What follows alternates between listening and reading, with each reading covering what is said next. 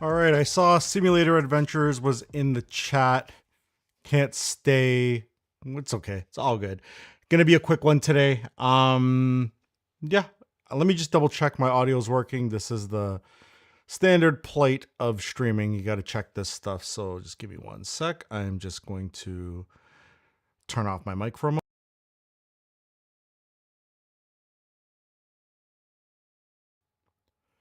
I didn't even account for the delay on when I hit the mic, but think everything is working. What's going on? Happy Sunday, everybody, as I try to get my chat back on screen here.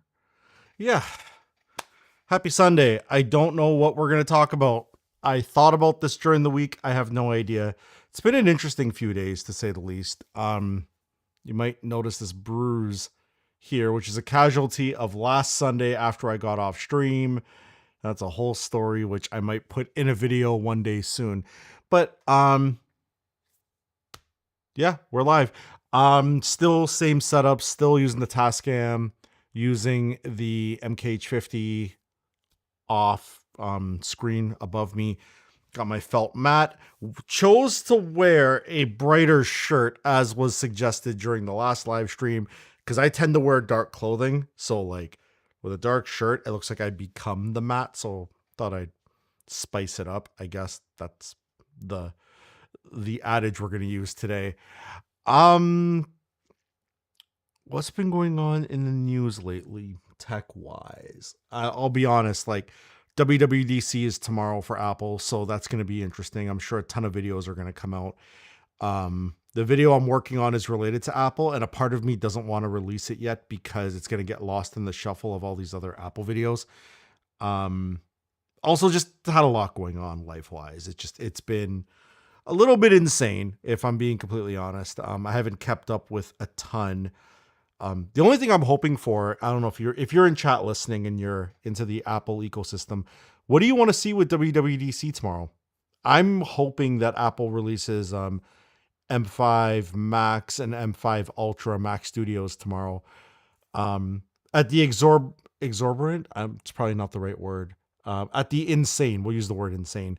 At the insane price point of like $12 million for a computer with like half a terabyte of RAM, because RAM prices are out of control. So there's that. I'm curious how this Gemini thing's going to go with SIRI. I won't say it because if you're watching this and own an Apple device that has access to the Smart Assistant, I don't want your Smart Assistant going off because Lord knows mine will go off when I say it, which is super mega annoying. I reached out to a producer friend of mine. I was actually talking to him on the phone earlier. An audio producer and imaging producer for radio stations. Hopefully he's in chat. I don't know.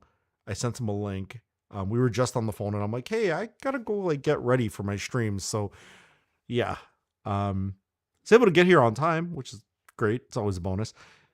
But yeah. How's everybody's week been? I think that's the first thing I want to lead with. I see 3 people. It was 4, but now I see 3 people in the room, probably lurking, which is fine. I think I'm going to go till about 4 o'clock. So just under an hour from now, I'm probably going to log off.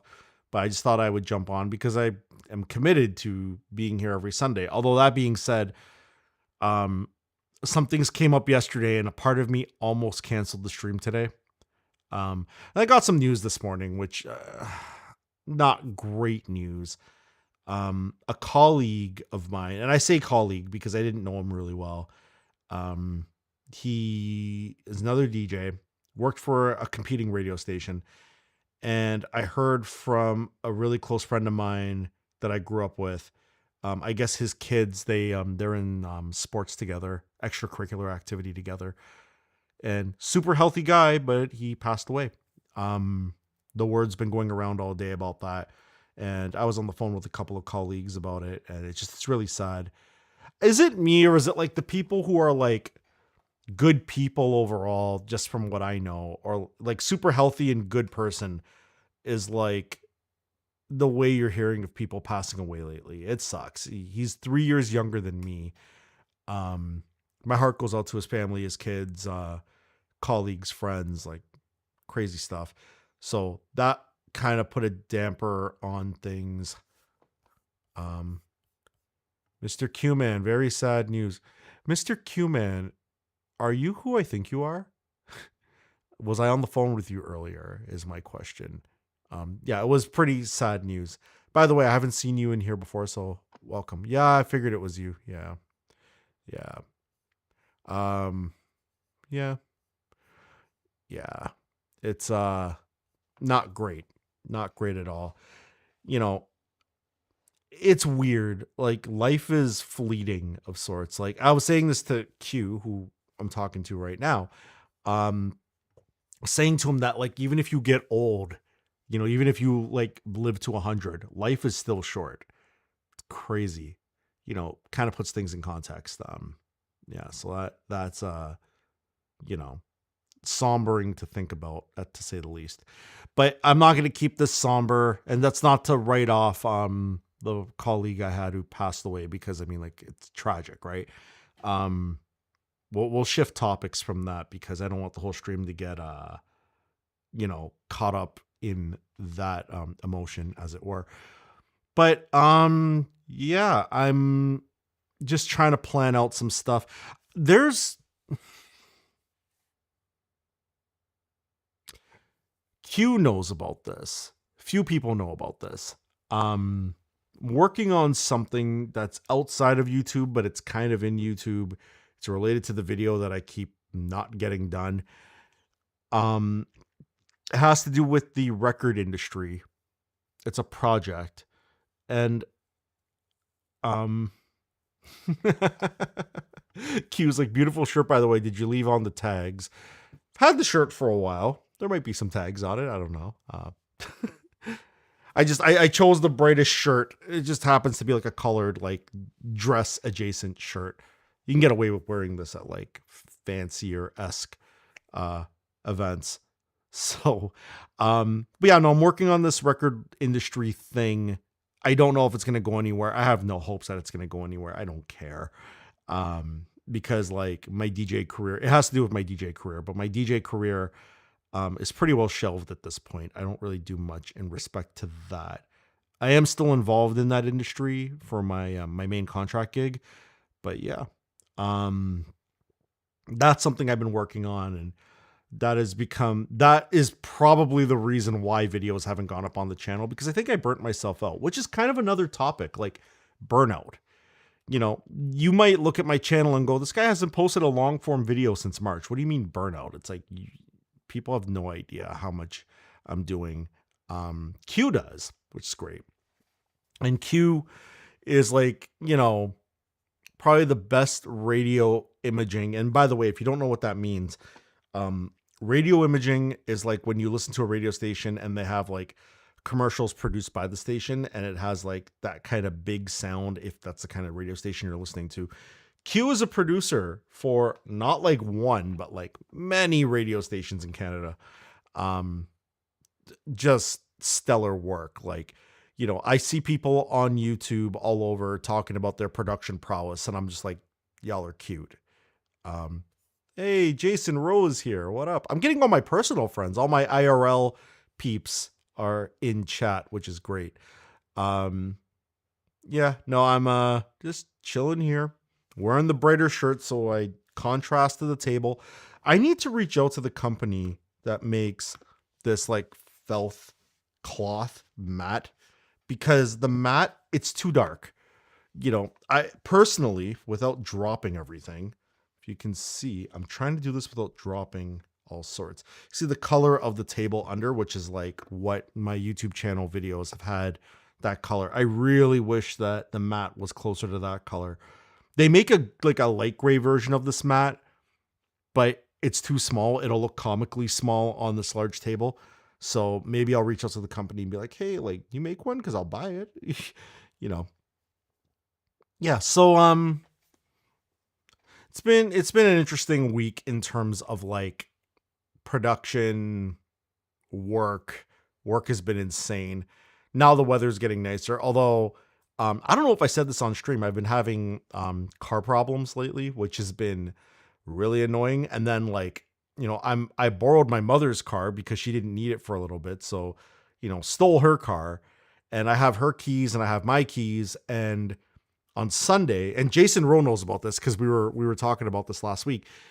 I left the house quick, and I carry the two sets of keys, right? Like my house keys, and then I have her car. And we don't live together, right? Like she has her own place, I have my own place, whatever. When I left, I was like, okay, I'm gonna run and do some groceries and do a couple things while I'm out. When I came back, the garage door wouldn't open. And it looks like, and Jason, here's an update. It looks like one of the springs on if you're looking at the house on the right side of my garage popped. So my door would open about like this much, and it was like super annoying. And for a couple hours, like I ended up calling a locksmith. Like I was going to pay like, 170 Canadian to get myself back in the house because I left my keys on the dresser because I figured, oh, I'm just running to the store and doing a couple things, and I'll come back and whatever. I'll just go in through the garage, but I was locked out. So what ended up happening was I was able to get it open like this much.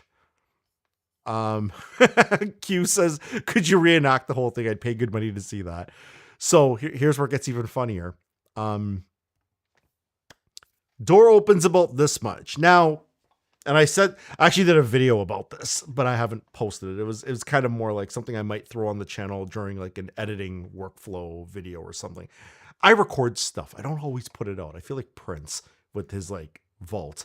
But anyway, if you look at my person, I am not the thinnest person. Sorry, I'm adjusting my mic here. I'm not the thinnest person on the planet, but the door opened about like yay high. See that like scab, that bruise? Yeah, I YOLO'd under the garage and got in and was like, all right, I got my key. So that saved me some money because so the problem is like, I got to get the garage door fixed. So there's that. But then if I paid for a locksmith, they're going to break the lock. They're not going to be able to like replace the lock without buying another lock and then having to pay the labor to install that lock. And then on top of that, the car's giving me issues.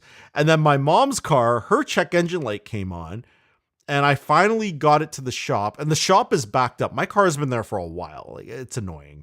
It's not the shop's fault. It's just I went bare Indiana Jones on the garage. It was wonderful. Yeah. If I was so inclined, I would have taken my camera and filmed myself under it, like just flailing like a fish. That would have been wonderful. Anything for the YouTube, right? Anything for content. But that being said, I got in all that. I got my mom's car to the shop because her car is doing this cool thing now where like when you turn it on, it's fine and it runs super quiet. It's an older vehicle, but it's got like no kilometers on it because she barely drives it. She does drive it, but not like at distance. But when the car is trying to get itself in the second gear, if you're accelerating pretty hard, it shuts off. And then the check engine light comes on. So I got it scanned. It turns out that it's not a throttle cable in that car. It's an actuator motor, and the motor seems to be dead. So the running joke is when I start the car, I have to get the check engine light to turn on. Once it turns on, it goes into like this like safety recovery mode where you can't really drive it fast, but at least you can drive it without it shutting off. So that's been annoying. So I get to take it in for a quote for a new actuator throttle actuator motor on Wednesday morning, and my car, they still haven't put it up, and I think I know what's wrong with my car, and I feel like it's going to be pricey, and I need to post more videos so I can make some good money on YouTube so I can buy the car that I want to buy and eventually fix mine and make it a winter beater. It's a whole thing. So yeah, that's been going on, but that was Sunday. In the midst of that, let me turn my volume down here. Let me go to my channel because I got so annoyed with this whole thing that I was like, when I went out, part of it was, remember that rig I was building on the stream last week, that that wannabe vlogging rig. I took it over to the nearby coffee shop. Where am I here? I should go to my channel. That would help. Yes, I wanted to be able to access stuff. Go to shorts. Oh, that's good. You can't view private shorts on your page. All right, let me pull this up. I'm not putting my screen on stream at the moment, only because I don't want to dox any info. However, I was messing around and I made this. Let me just do this here. Okay. So this was the same day that I was streaming. Hopefully the audio plays okay and doesn't like kill you guys, but here, let's play it.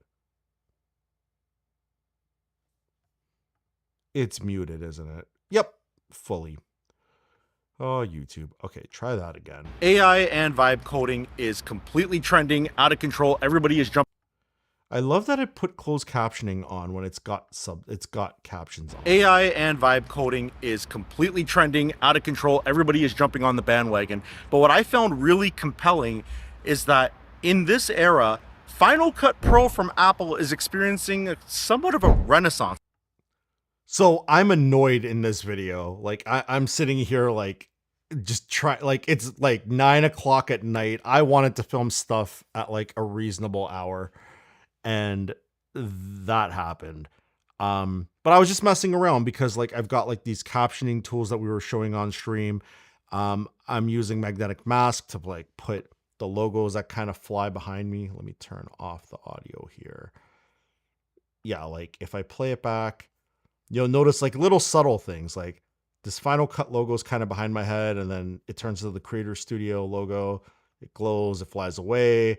I've got my captions on, right?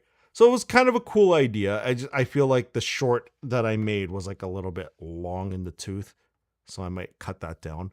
But yeah, I was messing around with some creator stuff, and it's like, it was just like after everything on Sunday, I was just like, I'm over this. Like, I am so over everything. On top of that, when I took the camera out, I was kind of messing around vlogging. And then like, if you remembered, I have it here. I can actually show you.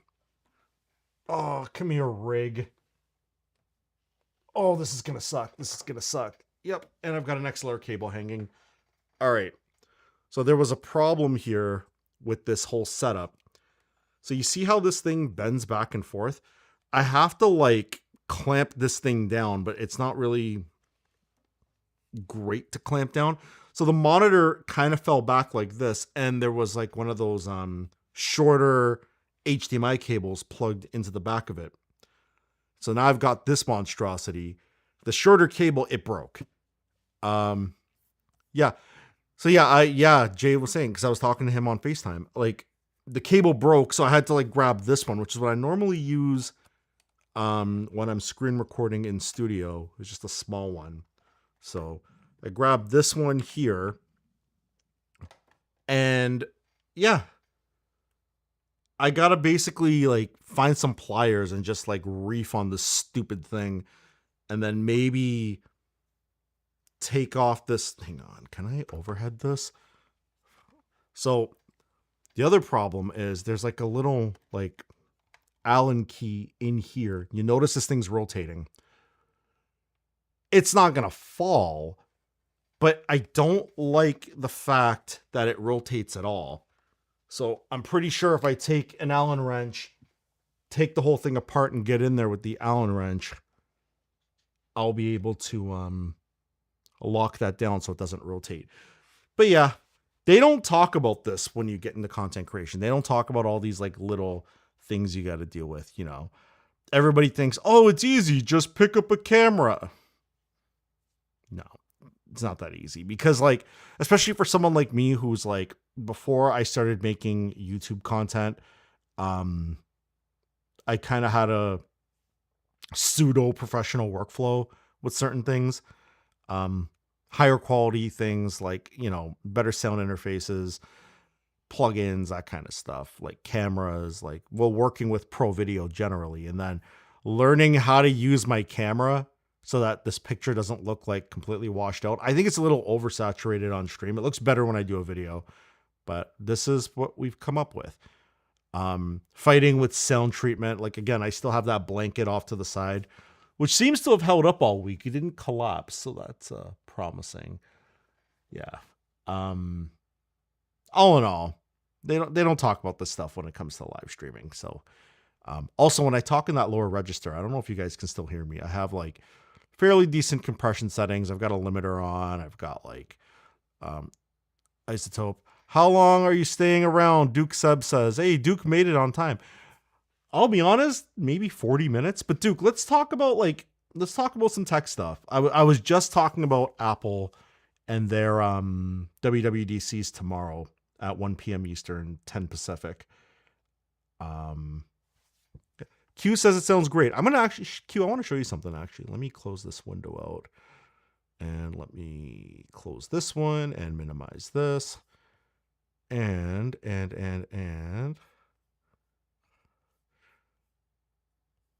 I'm actually leaving. I have to come back in a Tim Hortons. Oh, you're in a Tim Hortons. I wanted to check. Yeah, I mean, like if you're, if I'm still on, I don't know what this conversation is going to look like if people come in. I see 5 people in the chat right now. So there's that. I was going to pull up. So yeah, Duke, like if you make it back, you make it back, whatever. It's fine. I want to pull up my plugin settings. My dock keeps moving everywhere. That is annoying. Let me close this. So Q, check this out. So I'm running iZotope RX, and this is the noise feature, which I have it down to minus 13.18. But like if I put it back to 0, you'll hear a hiss. You should hear a hiss right now, right? I have it set to real time. I could set it to best, but it's not recommended I set it to best because my CPU will freak out. But like these sliders, like the 0 reverb and 0 voice, if like these are basically set to 0 decibels of adjustment. So there's no adjustment happening to my voice to isolate my dialogue. There's no adjustment to my reverb. So, if I clap like that, you'll have like a touch of reverb from the rest of the room, but it's not nearly as bad. I can actually physically hear the difference with this mat. And from the stream last week, I was showing I got a sound blanket off over to my left, your right. So over here, it's on like a couple of light stands, just kind of draped over, and it's doing the job. Yeah. So I just saw Duke needs a double DIN setup. Yeah, man, you got to get that supercar audio life. But to what I was saying, the Q, yeah, so that's how I have my setup. And the noise, like I have it slightly reduced over here. That's just to get rid of like the hiss of the computer that's over on that wall that I can't disconnect, as I explained. I have some headphones on. Sounds really good. Awesome. Perfect. And remember, like that means a lot. Like I talk about how Simulator Adventures is super discerning. And Q, if you don't know what I'm talking about, Simulator is a regular that comes in on Sundays. He actually commented when I started that he can't stay in tonight, which I get it. I think he's in the UK. I could have that wrong, but Simulator is very discerning. Q is the most discerning audio person I've met IRL, like in real life. So if Q says it sounds good, then I mean, we're money. Yeah, like I have, whoops, I did not want to do that. Can I pull up all my filters? I can pull up all my filters. I'm going to pull up all my filters. Let's see here. So if I go back to desktop, right, we've got iZotope as the first thing. And then I have breath control, but it's disabled, thus the cross through the I there. And then EQ Fab, which, yeah, that's my EQ. what's funny is like I used to notch out the middle here, but it's really balanced. This whole section looks really flat. And the reason I'm doing it this way, like the MKH50, you need to boost the highs a bit. But the reason, are you running any audio scripts, Jason asked? No, these are just plugins. I do have a delay on the mic because I added some I have a delay on my HDMI because I added some processing just to keep sync, so I can like, that'll stay in sync. Something I learned from like the color grading world is that before you start color grading, you have to color correct it. So like if your highs and if your gamma, if your highlights are too high or your color is too high in the highlights and your shadows are too low, you kind of want to balance it before you start adding. Nice. You kind of have to balance it flat as much as you can before you start applying any color grading. Let's see. It does sound a little better when you're in the slow register, but when you really project, it's a little blown out. I know why, and I'm not going to adjust, and I'm going to explain why. So this, like in the lower register, like I can see on the graph here, like my EQ, as it were. Get it? Because Q. I'll leave. Anyway, so on the EQ right here, it looks pretty balanced. So I realized that again, the Sennheiser, it suffers from like a lack of high end, which is actually okay because like it sounds a little more natural. The reason it gets blown out is proximity. So like, here's my mouth. I'm going to go up like this. I'm tapping the mic. So that's about that far. One thing you might notice is the top of my dome. It's not as bright as I'd like it to be because my overhead camera, this camera, is too low. Now, the good thing is my overhead camera can zoom. So what I'm thinking is, I just threw up in my mouth a little. Oh, get it. Yeah, right. Because Q. Anyway, what I'm probably going to do is the camera has the mic attached to it with a cold shoe to shock mount. And then I've got, cold shoe to mic arm or adapter. And then the shock mount is attached to that. So what I think I'm going to do, because I think I've got the reverb pretty well handled now. It would help if I put extra sound blankets, but that's a mission for another day. What I might do is raise the camera and I'll get this light back. Like if I come down like this, see, like I'm not blocking the light as much. So if I raise the camera, I'll get more light. If I get more light and raise the camera, that solves the light problem.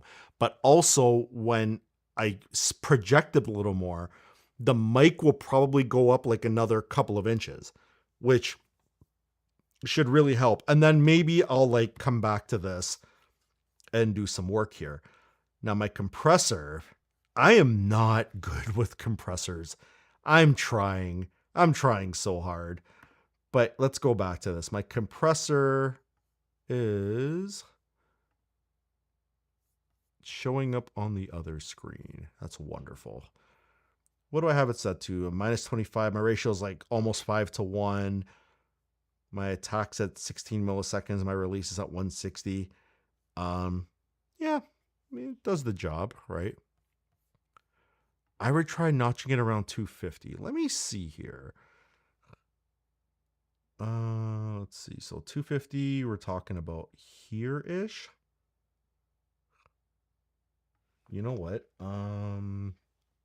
Give me one sec. I have some cheaper earbuds nearby-ish. Thought I had some here. Oh, there they are. They're under my phone. Lockpick says, good afternoon. More IRL friends are in. I love it. I'm going to chuck these in. Problem is there's a delay.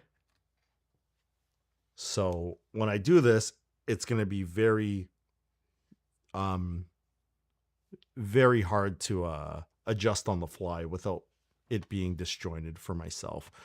Okay, let me go back to this. So let me turn on monitoring for a second. Oh God. Oh. So you're saying I can't. I have to turn that off. I am struggling to hear. So you're saying around 250, which looks like it is oh, it's this frequency you're talking about, like over here. Okay. So here, let me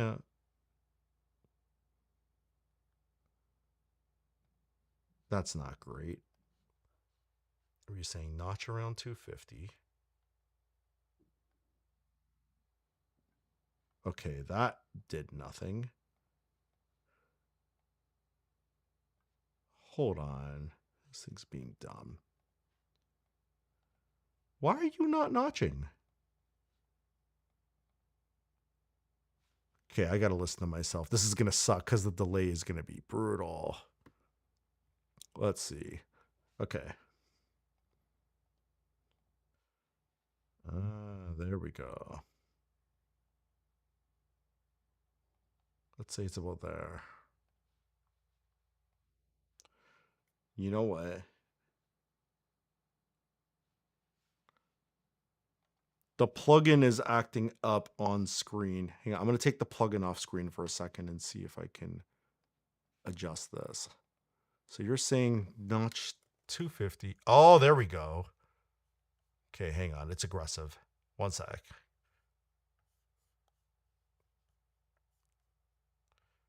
Okay, hang on. Oh, you're making me. It's making me do this off screen, which is annoying.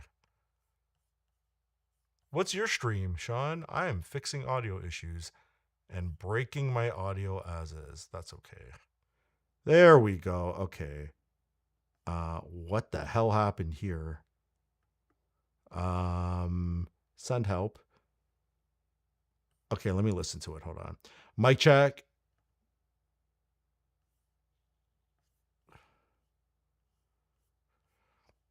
$250 makes sense, and the compressor can do some work. Hassan, hey, welcome. Just a little and sweep up and down the frequency. Okay, let me try doing this. Hang on. You know what? Just for the sake of this, I'm going to drive my audio out of sync for a second because the delay is killing me. Bear with me one sec.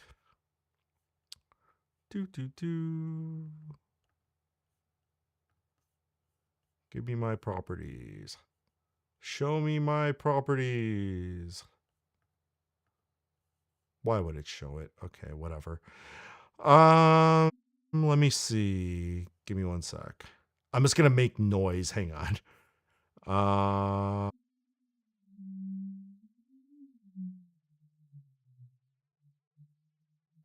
Okay. Bring it up a bit.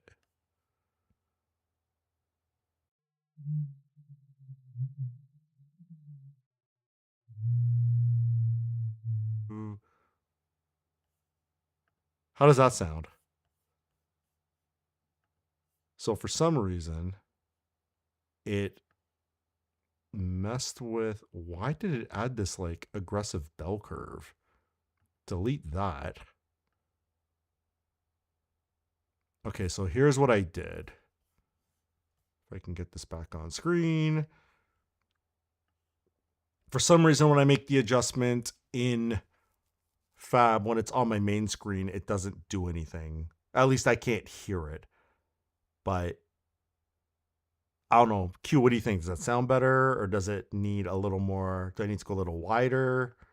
So, I mean, I could always see it's not letting me do anything. Oh, there we go. Okay, there we go. I'm just moving the Q variable. Hassan, what's happening? We are just doing random audio diagnosis on stream, which is never the greatest idea. It's never the greatest idea. Here, let me listen to myself here. Mic check. Oh. Okay, I do hear it. What if I disable it? Mic check. Oh. Okay. That might be the delay is absolutely murdering me. Hang on. That it sounds a little aggressive. I might want to pull that back just a bit. Wider and just a shallow, like a shallow notch, not like a deep cut, not like this. Hang on, let me hear it. 1 2 1 2.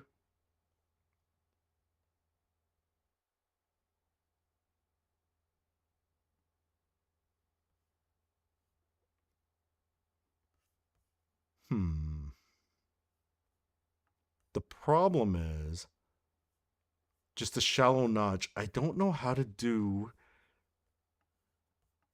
I get this stupid thing out of the way. The most shallow it goes is like -12. Yeah, it just goes deeper.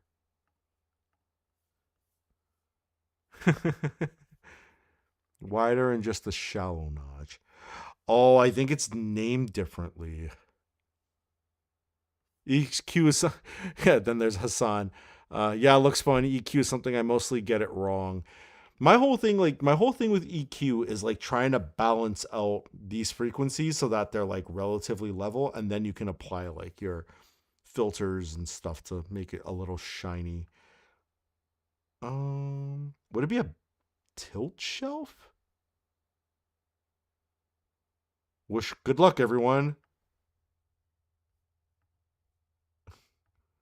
Yeah, no. I think I know what you're saying though.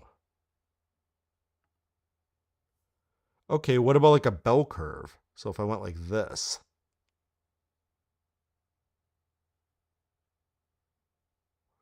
So Jay, there is no real custom. This is the closest to custom you're getting. Like these different curves give you the ability to go custom. Right? So like okay, so I'm at like 105. You were saying like 250. You still like Q, do you think it's still 250? Cuz 250 would be like here. Yeah, this is like 250. Let me listen to it. Mic check. And then we'll go back. Say like here-ish. Mic check. I don't know what sounds better. I don't know. I feel like the bell curve is right. And I think that's shallow enough. I've never used Pop Filter. How was it? There. Okay. I've never used Fab Filter. How is it? Oh, just checked how much it costs. Yeah, it's not cheap. Fab Filter. There are places you can get it on discount. There's like coupons, and my headphones are falling out, or my earbuds. Okay, so Q, where I'm at right now. You were saying, so right now this is like 173. So like here. Q says there. The thing, Hassan, the thing is like if you're gonna use like the compressor, the limiter, the EQ, other features that come with Fab, it's amazing. But holy crap, it's expensive. It is not cheap. And then getting it to work with OBS is like a whole thing. By the way, I'm projecting on purpose right now, Q, because that was one thing that you were mentioning. I'm just gonna listen to myself. 1 sec. 1 2 1 2 1 2 1 2. Yeah, that works. I need to see exactly what my my delay is set to because this is jarring. That frequency would really work the compressor. That frequency would really work the compressor. So, in a good way or a bad way? Send help, guys. I have no idea what I'm doing. Yeah. They changed the OBS layout, so I can't even pull up my advanced properties, which I can't lie is super annoying. Just let me see my stupid delays. Advanced audio. Oh my God, they buried it. Okay, I'm going to turn the delay off. What am I at? 220? It's going to be out of sync. Apologize now. 220 was where I was at. Okay. Mic check. That's better. Oh, now I hear it. Sort of. So with the processing turned off, look at the delay. If you noticed, I'm way out of sync right now.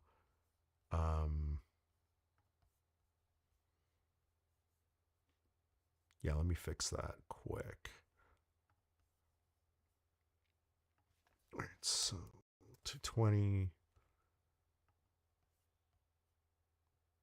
Wait, was it still in sync when I turned off the delay? No way.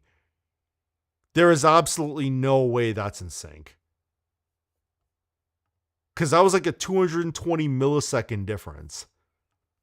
You know what? I'm going to for myself. Okay. So I've adjusted it. It's 220 is at 0 now. It was at 220. All right. So that's clapping. I can even see on screen. It looks way out of sync. Hang on. I'm going to mute it and check against my iPad and see how in or out of sync it is. Give me 1 second. Check against my iPad and see how in or out of sync it is. Give me 1 second. Check against my iPad. All right, so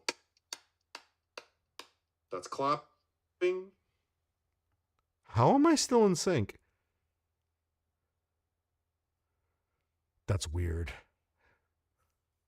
I think I'm still in sync. Let me know. So is OBS broken? Because I think OBS is broken. Jay's laughing at me. So how's your Sunday going? Oh, I'm fine. Just, dealing with stupid sync issues. So yeah, Q, I think the problem is like, it's hard. You probably know this more than anybody. It is hard to EQ your own voice because you hear your own voice a certain way. I mean, I probably have to sit here. I should just rip out my my UAD with the hardware compressors and just slap it on the table and then find my settings with no delay and see what that sounds like. I should really just be using the universal audio out here and just use a cheap interface in the other room. A small trick with EQ is not to boost only when needed. Notching up the frequency is a better approach. Agreed, because then because you're pulling up artificial noise in those cases. And I feel like notching out what you want, you leave room for amplitude so your limiter and your compressor and all that can work better. Am I understanding that correctly? By the way, Q needs to do his own live stream because Q knows this stuff inside out. Like it's unbelievable. I wonder,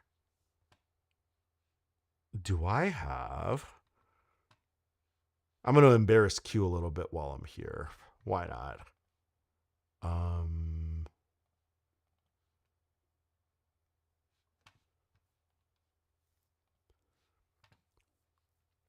I think both Curtis and Banjo have made videos on EQ that I need to brush up on.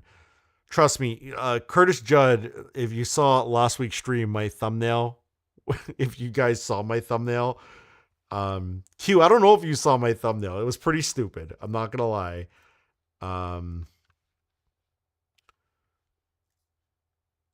This was my my thumbnail for last week's stream.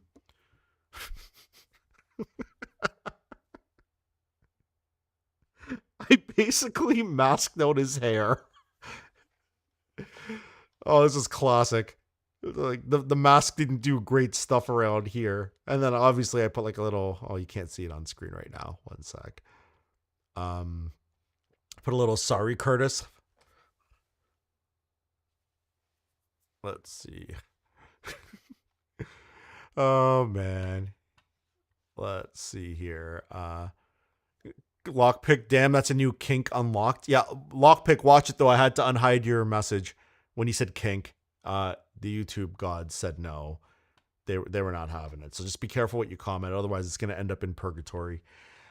What was I checking here? I want to embarrass Q a little bit because it's fun to me. Can I access it here? I think. Oh, yes, I can.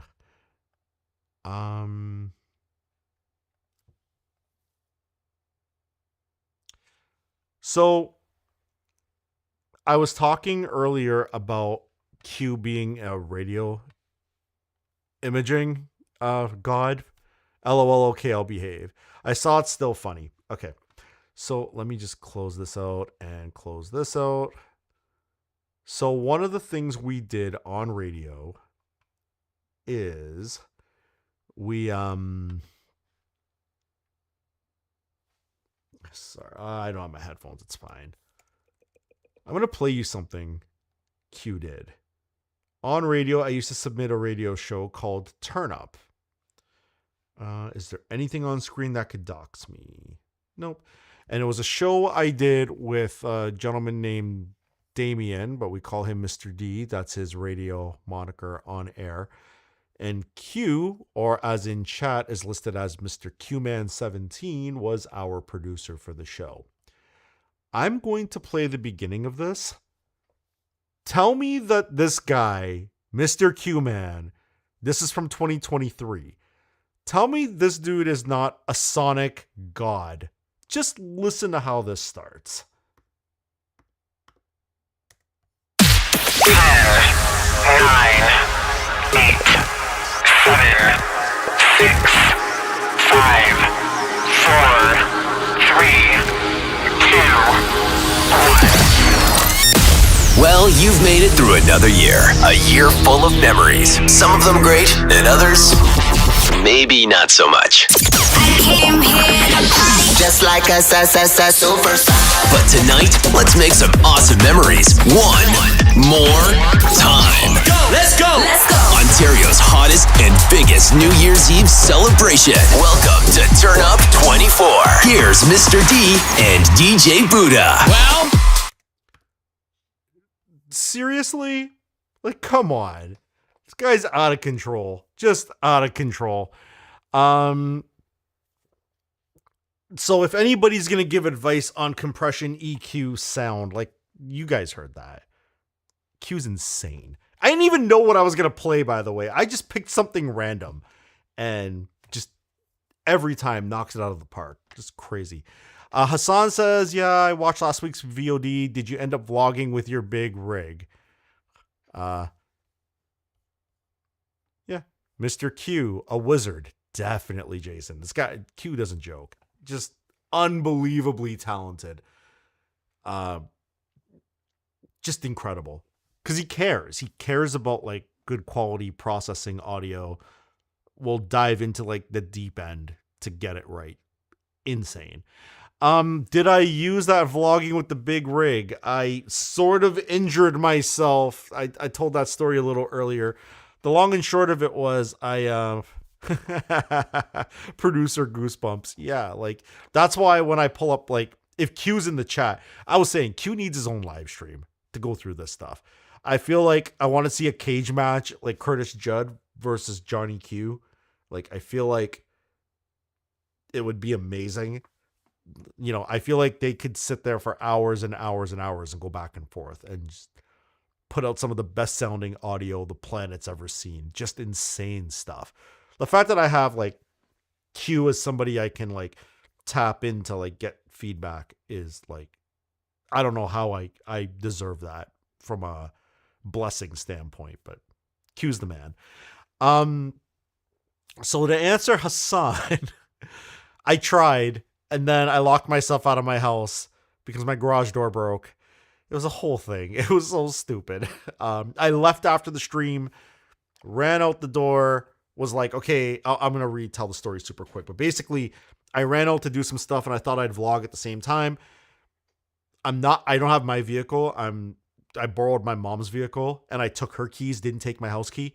And when I left, I thought, oh, I'll just come back into the garage because I always do that. And then the garage door got stuck. And then I realized, oh crap, my house key is on my dresser. That sucks. So for like 2 hours after the live stream last Sunday, I was locked out. The garage door, like I guess the spring popped and it would only open like so wide. And then I eventually got it like about yay big. And then I squeezed myself under the garage to get back in the house, scratched up my arm nicely in the process, broke the HDMI cable I was using. You should get that boo-boo looked at. I'm starting to worry. Me too, man. I might lose the arm. It's a whole thing. Nah, just scabbing up. It's fine. It's just the most annoying pain. Like I put on a sweater or like when I go to sleep, it's like the sheet hits it and I'm like, yo, like why is it? I put polysporin on it. Come on. Anyway, just annoying. But yeah, no, to answer your question, Hassan, I filmed some short form content and then I filmed this whole thing about the story, like a longer version of the story I just told. I filmed it with the vlog rig. Yeah, it was annoying. It was, yeah. That's a terrible place, right where you rest your arm on the chair. The good thing is, and I can't really show, this is one of those, can I take this off without breaking everything? This is one of those Secret Lab chairs. And allegedly, well, this is like the softer, it's not showing up on camera. Or it is, but it's being hidden by this cable here. Yeah, like it's like that soft touch. So this isn't that bad. So I'm not too worried about it. It's okay, guys. Don't worry about sending a support group. I'll be okay. I've been in therapy for my scratch all week. It's been a whole thing. Let's see. Have you considered something later like an Action Pocket Cam with a wireless mic pack for DJI Mic 3 for vlogging is what Hassan is asking. Okay. So there's a few reasons I haven't gone that route. The first is I don't know how much I'm going to commit to vlogging yet. I feel like I got to like get the channel like going more. I don't want the channel to be built on vlogging because that's such an oversaturated thing. So I thought, which leads to the second thing, I thought I'd take this monstrosity out because one of my struggles is white balance and color grading in that respect. So I figured if I'm shooting in RAW, I can learn what ISO values I should be setting my camera to because I can adjust it in post and see the number and then manually go out and adjust accordingly. So there was that. And also like I need to get up and move around more anyway, just as a general health thing. And this thing's nice and heavy. So I figure I could get like super buff carrying the monstrosity, which I keep pointing over here. I don't know if you know this. It's right here. The whole setup is right here with the 416 just hanging on the top. It's cool. And it's actually not that cumbersome to carry around. It's actually not as heavy as I thought it'd be. Although I'm probably gonna take the ball head off the bottom and maybe get like a proper, like, I don't want to say selfie stick, but like a better, I guess, tripod. There's a few, like I think Ulanzi makes some. I just like, to me, this camera, this S5 II in particular, it usually lives on my Edelkrone jib. God, I want to take this apart right now, but I'm not going to. F that. Yeah, this S5 II, it lives on my jib. It's more for B-roll. And like when I'm out and about, like I'll just break it apart and like take it with me. What reminds me, actually. Yep. Got that ND filter on there. And I actually have another of the same ND filter right here because at one point I was taking two cameras out and doing some weird stuff. Like I said, I film a... Why did I take it out to put it back? I'm going to need that shortly. I film a lot of stuff. I just haven't put a lot up. I think I'm suffering from some kind of creator burnout or maybe just getting old burnout. I don't know. I also just realized I closed the iPad, which is usually like my little shortcut to see what is happening in the chat. So let's get back in here. Yeah, but I don't know. I don't want to buy another camera, especially like if I don't know if I'm going to be committed to doing that yet. Camera Conspiracies does outdoor videos as well. I'm very aware of Casey. I am extremely aware of Casey. Sometimes to myself, I just kind of laugh and go, Tony. For those who don't know, the terminology for background blur, like you notice I have some tone or bokeh. That's the terminology, is bokeh, Bokeh. And Tony Northrup, I think that's his name, he did this video a while ago where he was at a lake. And I guess he set the f-stop super low and then got real tight on the camera. Like, you know, like, do you have games on your phone tight on the camera? Like, really in on it?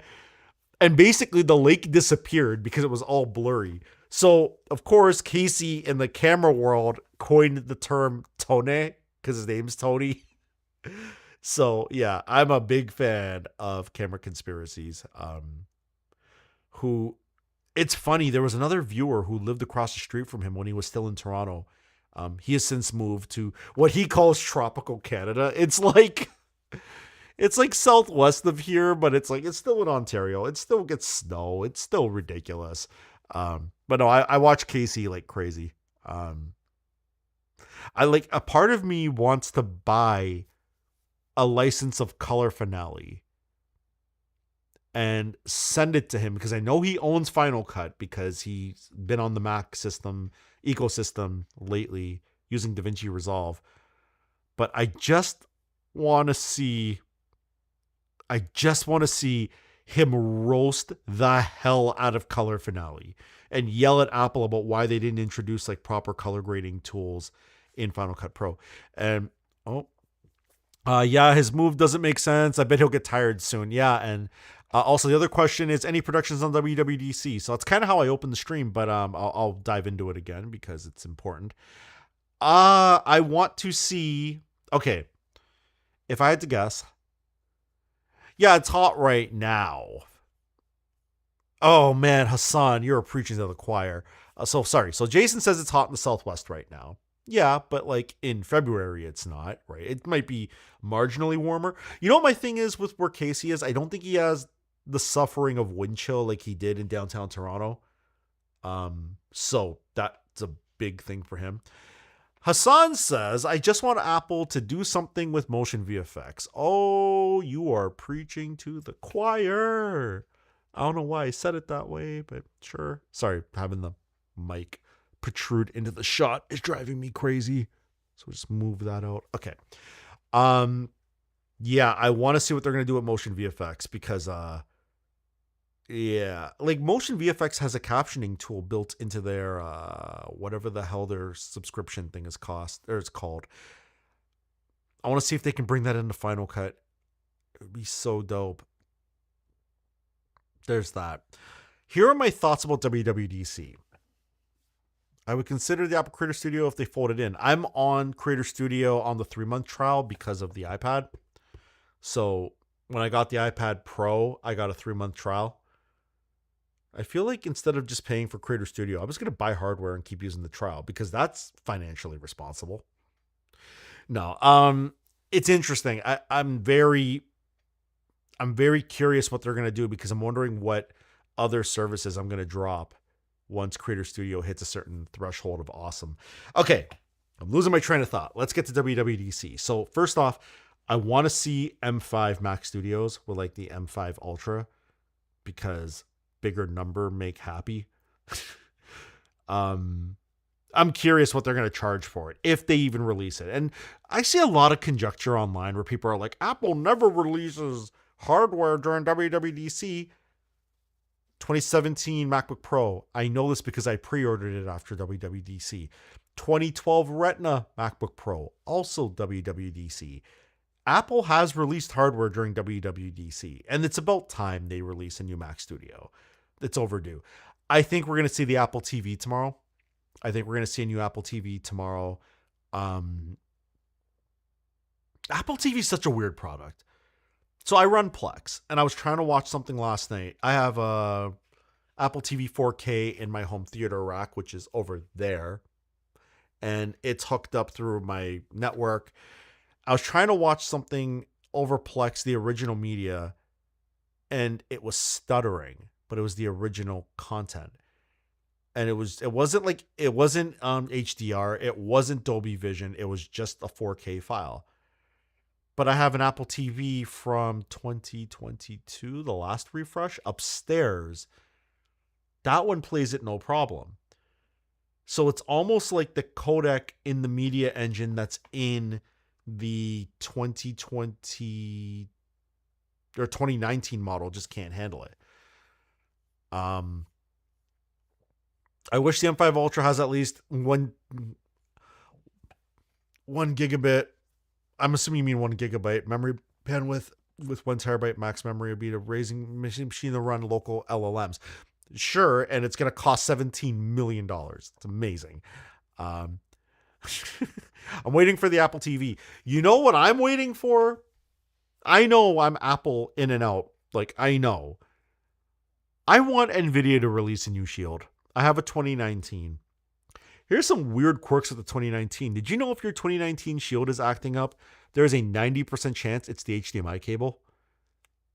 Mine was stuttering and slow and all this. And I was like, I read somebody say somewhere that they changed the cable and everything went great. And I was like, why would that be a thing? And then I changed the cable to like a HDMI 2.1 cable.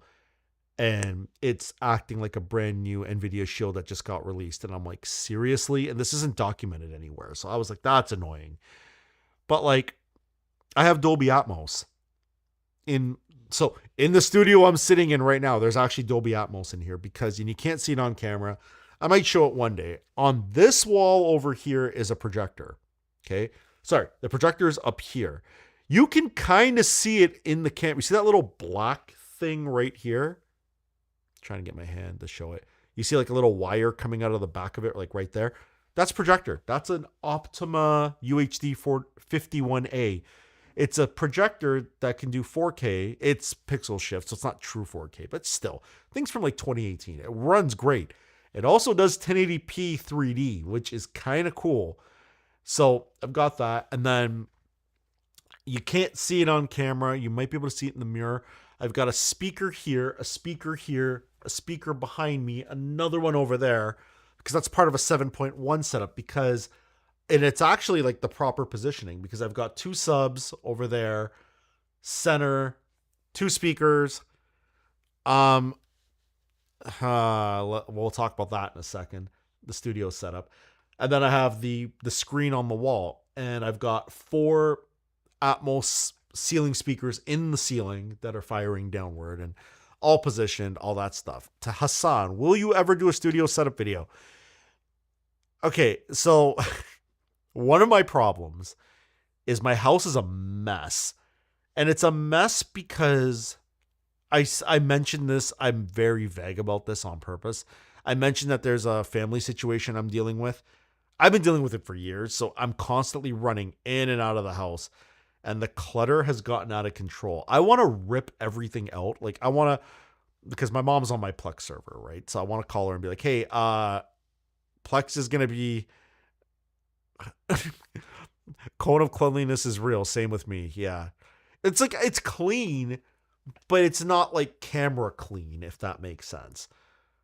Like one of the things I want to do is I want to blow out the desk that's in my actual studio where my HS8s and the sub and everything are and my Universal Audio stuff is.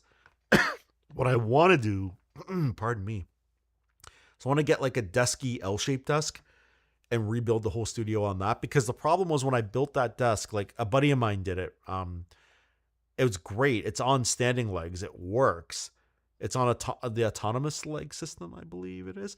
But the problem is the amount of cables that are in that desk, because it was a very different setup back then. As you know, as you evolve in your content creation or your workflows, things change. Like that desk has seen 5 different computer setups. So it's a mess. Like I want to rip it all out. I want to measure how long the cables are for certain XLR cables, replace them. I actually want to run all my XLRs away from anything to do with power to mitigate any weird ground loop noise. My Universal Audio, the thing drives me nuts. I love it, but I hate it because it's a Thunderbolt sound card. If I plug it into the CalDigit TS5, the TS5 starts to overheat. Okay. However, when I plug it into the TS5, I don't get the ground loop noise. So to stop it from doing that, I have to plug the TS5 into my M4 Max MacBook Pro, which stops the dock from overheating, but then I get ground loop noise.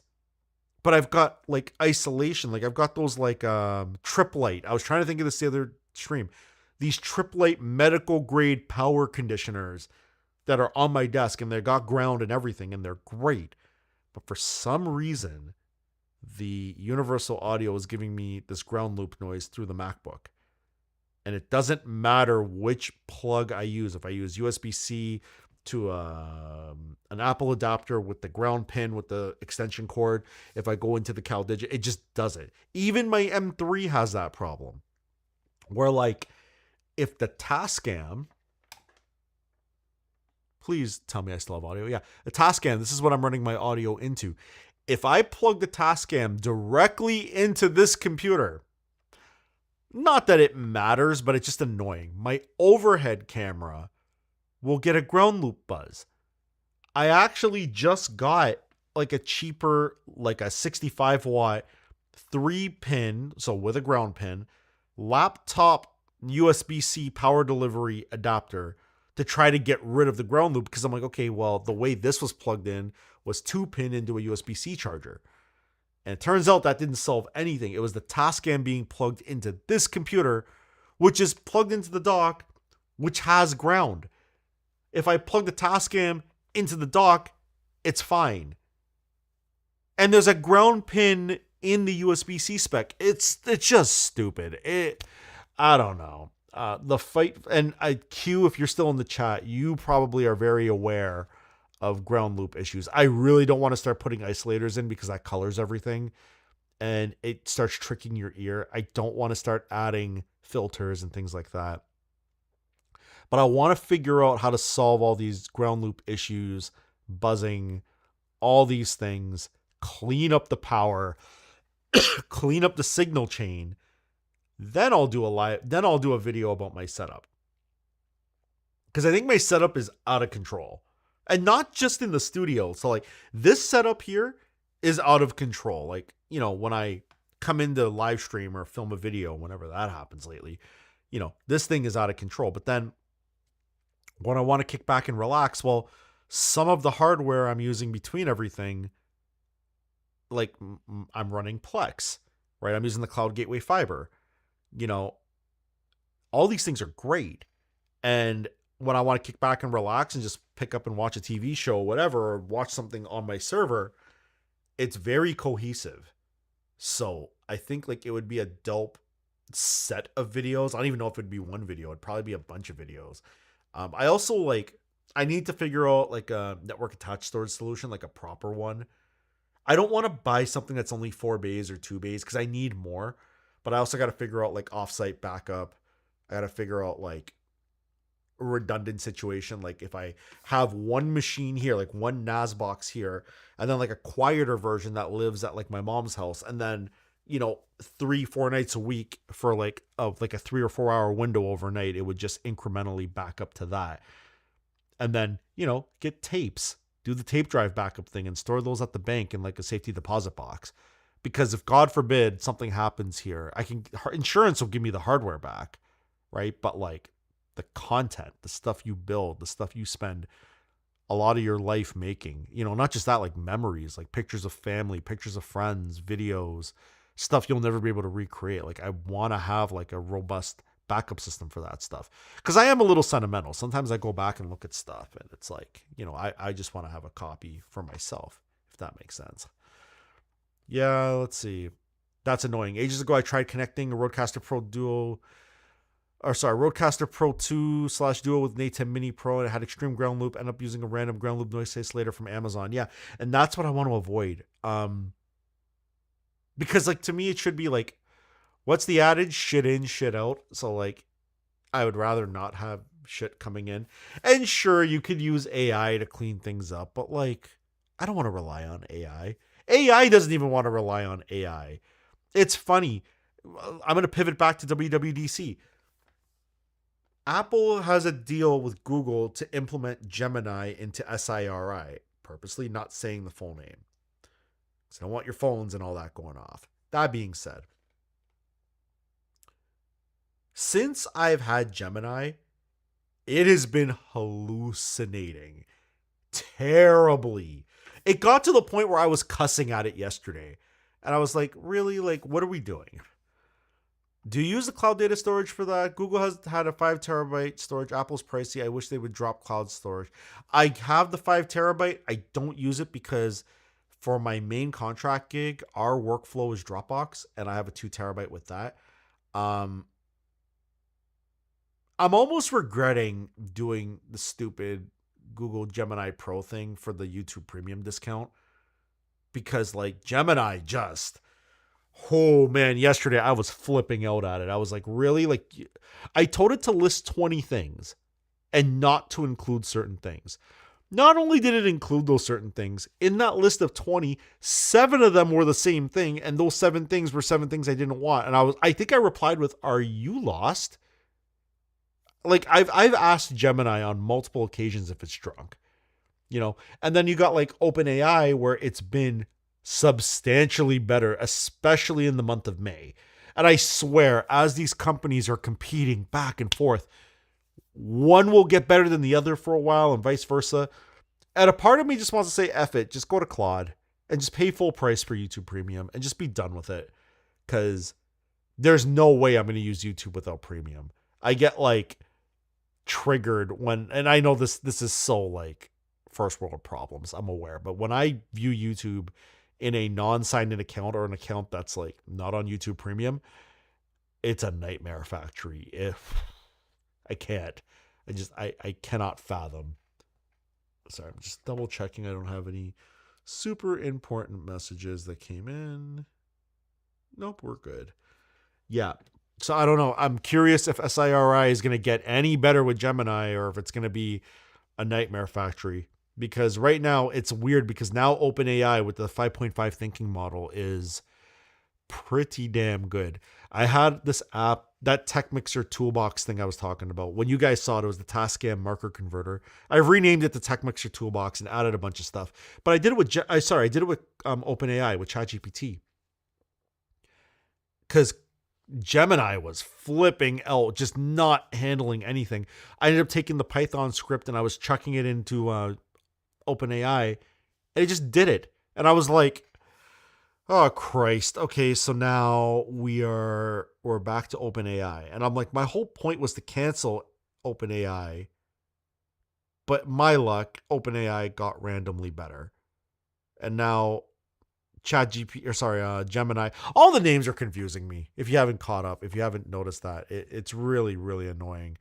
But yeah, I don't know if I'm going to keep Gemini. I find that I'm way more frustrated with Gemini than I am with OpenAI ChatGPT lately. According to Rumor Series finally getting a full overhaul, I don't think they can compete with AI Labs shipping every day like Claude. Well, but yeah, the rumor is that they're getting an overhaul, but Apple fully said publicly that they're going to go with Gemini for the off-device processing. But Gemini, in my experience, has been hallucinating like an MFer, and I want to punch everything. I find when I open Gemini, I'm more pissed off after I've opened Gemini. After when I close it, I'm like, man, F this thing. It's stupid. Like I'm working on this video, and I said I just wanted to get an idea. I wanted to make a list of things that a certain function in Apple Silicon does. And it named a bunch of stuff that was not related. And I said, keep it consumer friendly, like stuff that normies, people who just buy Apple products would use. And it answered with like, you could use the neural network and the media engine to do post-processing of multicams. I was like, what the like, what? Like, no. And I'm like, why are you making this so complicated? And I clearly copy and pasted that answer and said, hey, nothing like that. It then proceeded to regurgitate the same answer. And I'm like, and I'm using usage. Like, even though I'm paying, there's still a usage limit. Jay's laughing at me because Jay knows. you know, oh, super annoying. And I'm just like, really? So I'm going into my usage and I'm using the thinking model, not even the flash model. And it's like, it's not even answering. And then I wrote to it like, yo, like, are you drunk? Because I literally asked you not to do this and you then relisted it. And it's like, that's on me. My bad. One thing in life in general with people, not robots, but with people, God, I hate that sentence. Anyway, one thing in my life with people, I hate apologies. Hate them. Hate them. Hate them. I apologize when I make a mistake and I am in the process of making something better. That's just the way I work, right? It's just, I absolutely hate apologies. My whole thing is I tell people, don't apologize. Just be better. Because apologies leave credence to like F up again. Don't F up again. And I get like, and I know it sounds a little harsh, and you know what? People are entitled to make mistakes, and I get that. But like sometimes don't apologize. And I got the robot over here. I got like Gemini going, my bad. That's on me. My favorite was the other day, I was asking ChatGPT something about this camera rig setup. And I was like, the Allen key that's shipped with this, adjust simple. I've tried telling it, like giving it an example where I was like, hey, like try talking about this, and this, and elaborate on these things. And then it went right back to the thing that I told it not to do. And I was like, all right, I give up. Here's one for you. Here's a hilarious ChatGPT-ism. I was messing with that camera rig, and the Allen wrench it came with didn't seem to fit. And I'm going to cuss for a second because there's no way to make this point without cussing. So I apologize. There probably is, but I think it's funnier if I cuss in this instance. So I've got the Allen key. It doesn't fit in the receiver on the plate. So I'm like, really? So I write to ChatGPT. I'm like, am I using the key wrong? Is this for another function? Because the receiver on the plate doesn't take the Allen key. ChatGPT turned around and said, oh, I've run into this before. What I did was, and I stopped it. I was like, hold on a second. Warning, I'm going to cuss. If you got kids around, mute me for the next 10 seconds. I was like, the fuck do you mean you ran into this before? You are a machine. You have not ran into anything. You are a computer. You are learning based on other people's inputs. You are an AI that is trained by input. Please, moving forward, for the love of humanity, if you somehow love humanity in any respect, don't ever refer to something that you did physically, which you did not, unless you're some kind of autonomous robot I don't know about. Don't sit there and tell me you ran into a problem with an Allen key on a camera plate. You didn't run into anything, Mr. Robot. Can we just pause at how hilarious that narrative is? That I'm like, yo, robot, stay in your lane. Like, come on. Ridiculous. I've run into this before. Shut up. You run into, get out of here. I might, just for S&Gs, I might just like screen capture that and crop it and then throw it as like a YouTube community post and be like, are we really, is the robot really telling me it ran into something physically? That would be like me being like, I was crossing the street and a car decided to speed up and didn't see me coming and nearly hit me. And the robot turning around and going, I've had that happen.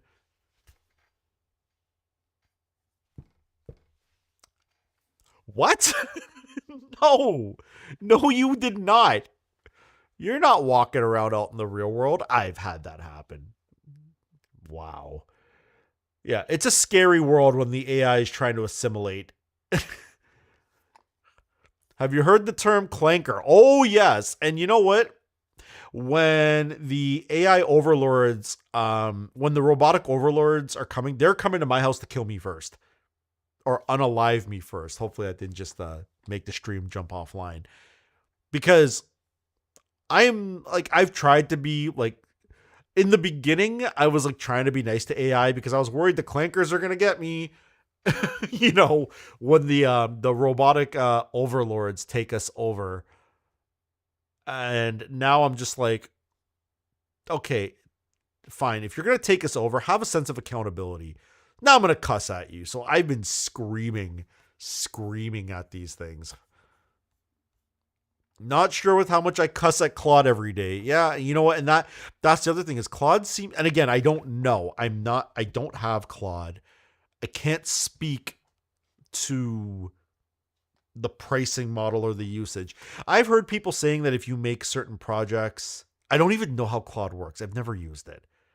But you can reduce the usage heavily if you build like a project. And I have one friend that told me to build a GitHub and tell the project, and I'm probably phrasing it wrong because again, I don't use Claude, but basically tell the project to use GitHub for the reference for the code that you're working with. If you're using, I guess, Claude Code, and it won't use nearly as much usage that you're allotted. So that's interesting. I don't know. I don't. I'm also burnt out on this whole AI thing.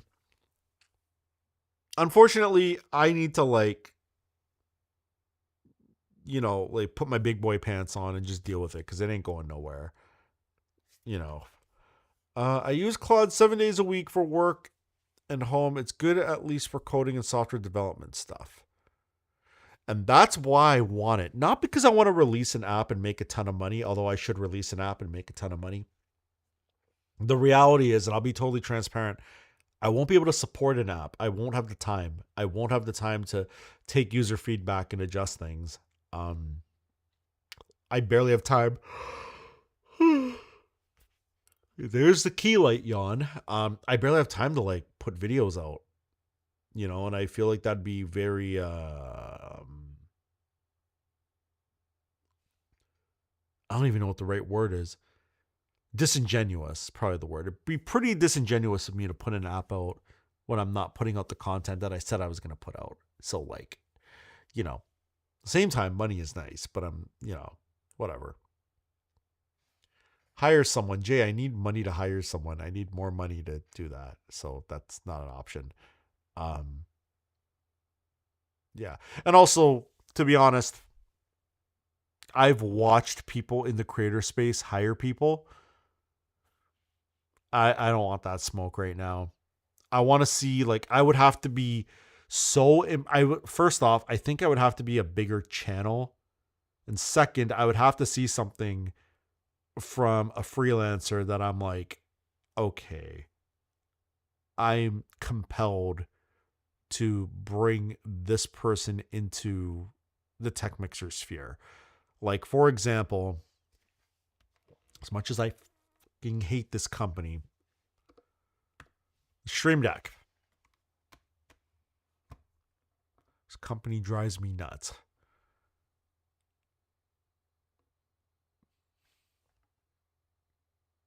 No.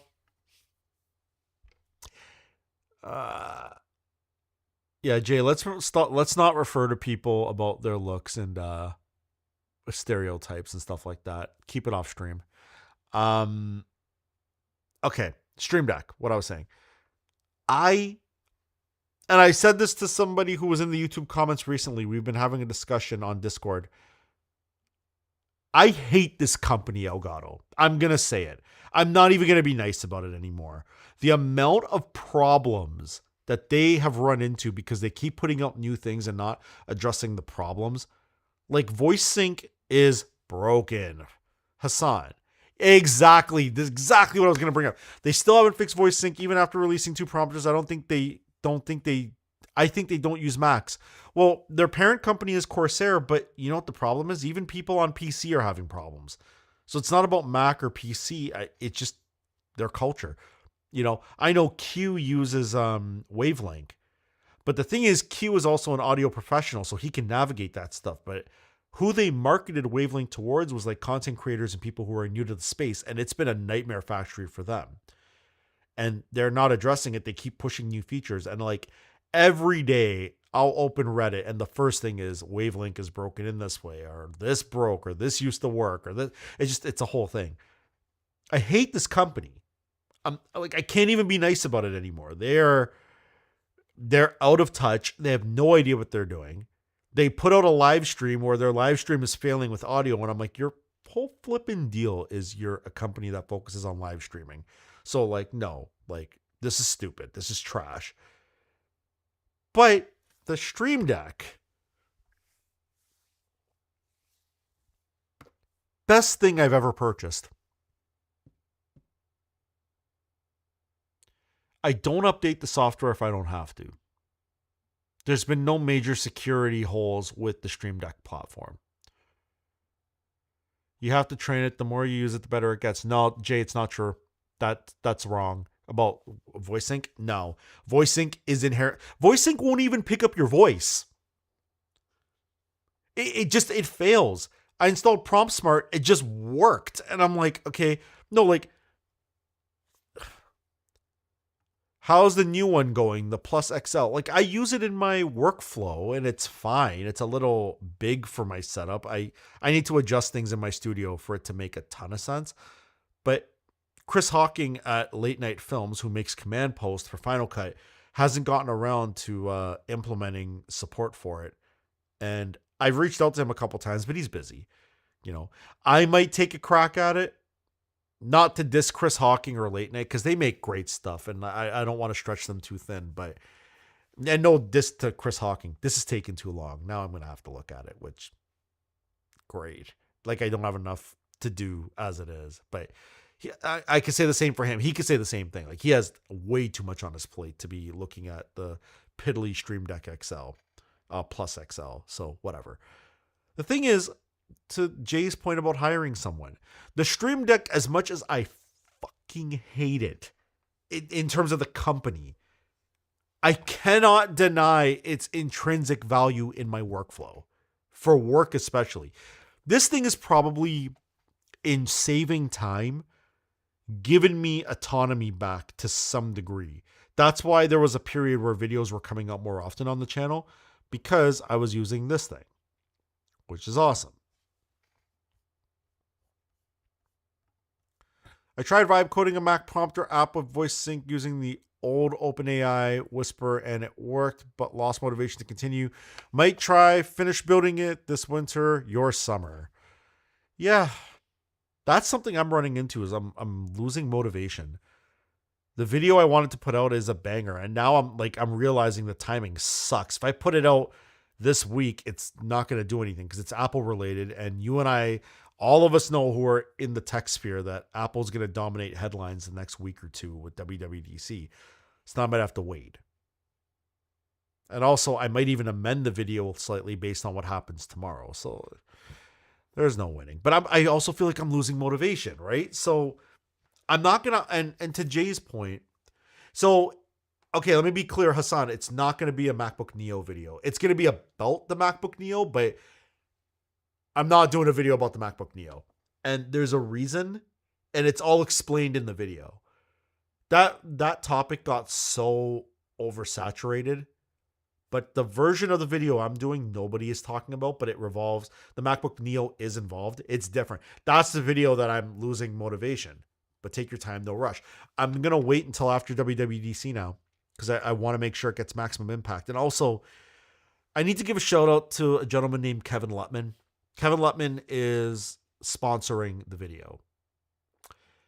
Kevin Lutman has been so understanding of all of the BS that's been going on in my life, and has just been like a great, hey, Duke's back. Hey, I stayed on.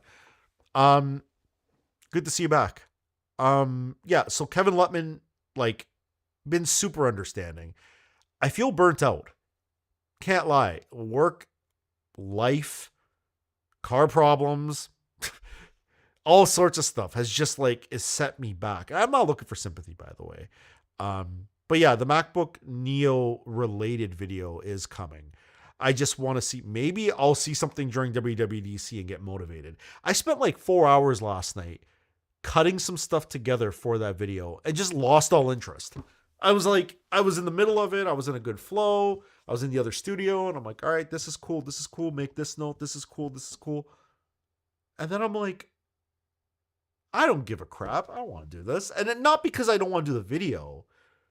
I just felt burnt out. And I'm like, I know what it is. It's because I spend my contract time, my contract work. I'm doing the same workflow. And Q and I had this conversation about this earlier, is like, it'd be easier if our pastimes weren't related to our day gigs. You know what I mean? Like, I spent all this time in Final Cut and I'm back in Final Cut and it's like, I didn't realize to what degree that's burning me out, but I do want to make this work and I don't want to slow down on my contract gig either. So I'm just going to have to like put on the big boy pants, just eat it and deal with it. So, there's that. So what you need to do is turn your channel into a farming channel. That doesn't solve Final Cut though. That doesn't solve the editing. And also I'm not a farmer. That's not my thing. No. Yeah, I don't know. I'll get there. I'll get motivated again. I think I need to like declutter everything and maybe, turn up for mental health, just clean the house top to bottom and then be like, okay,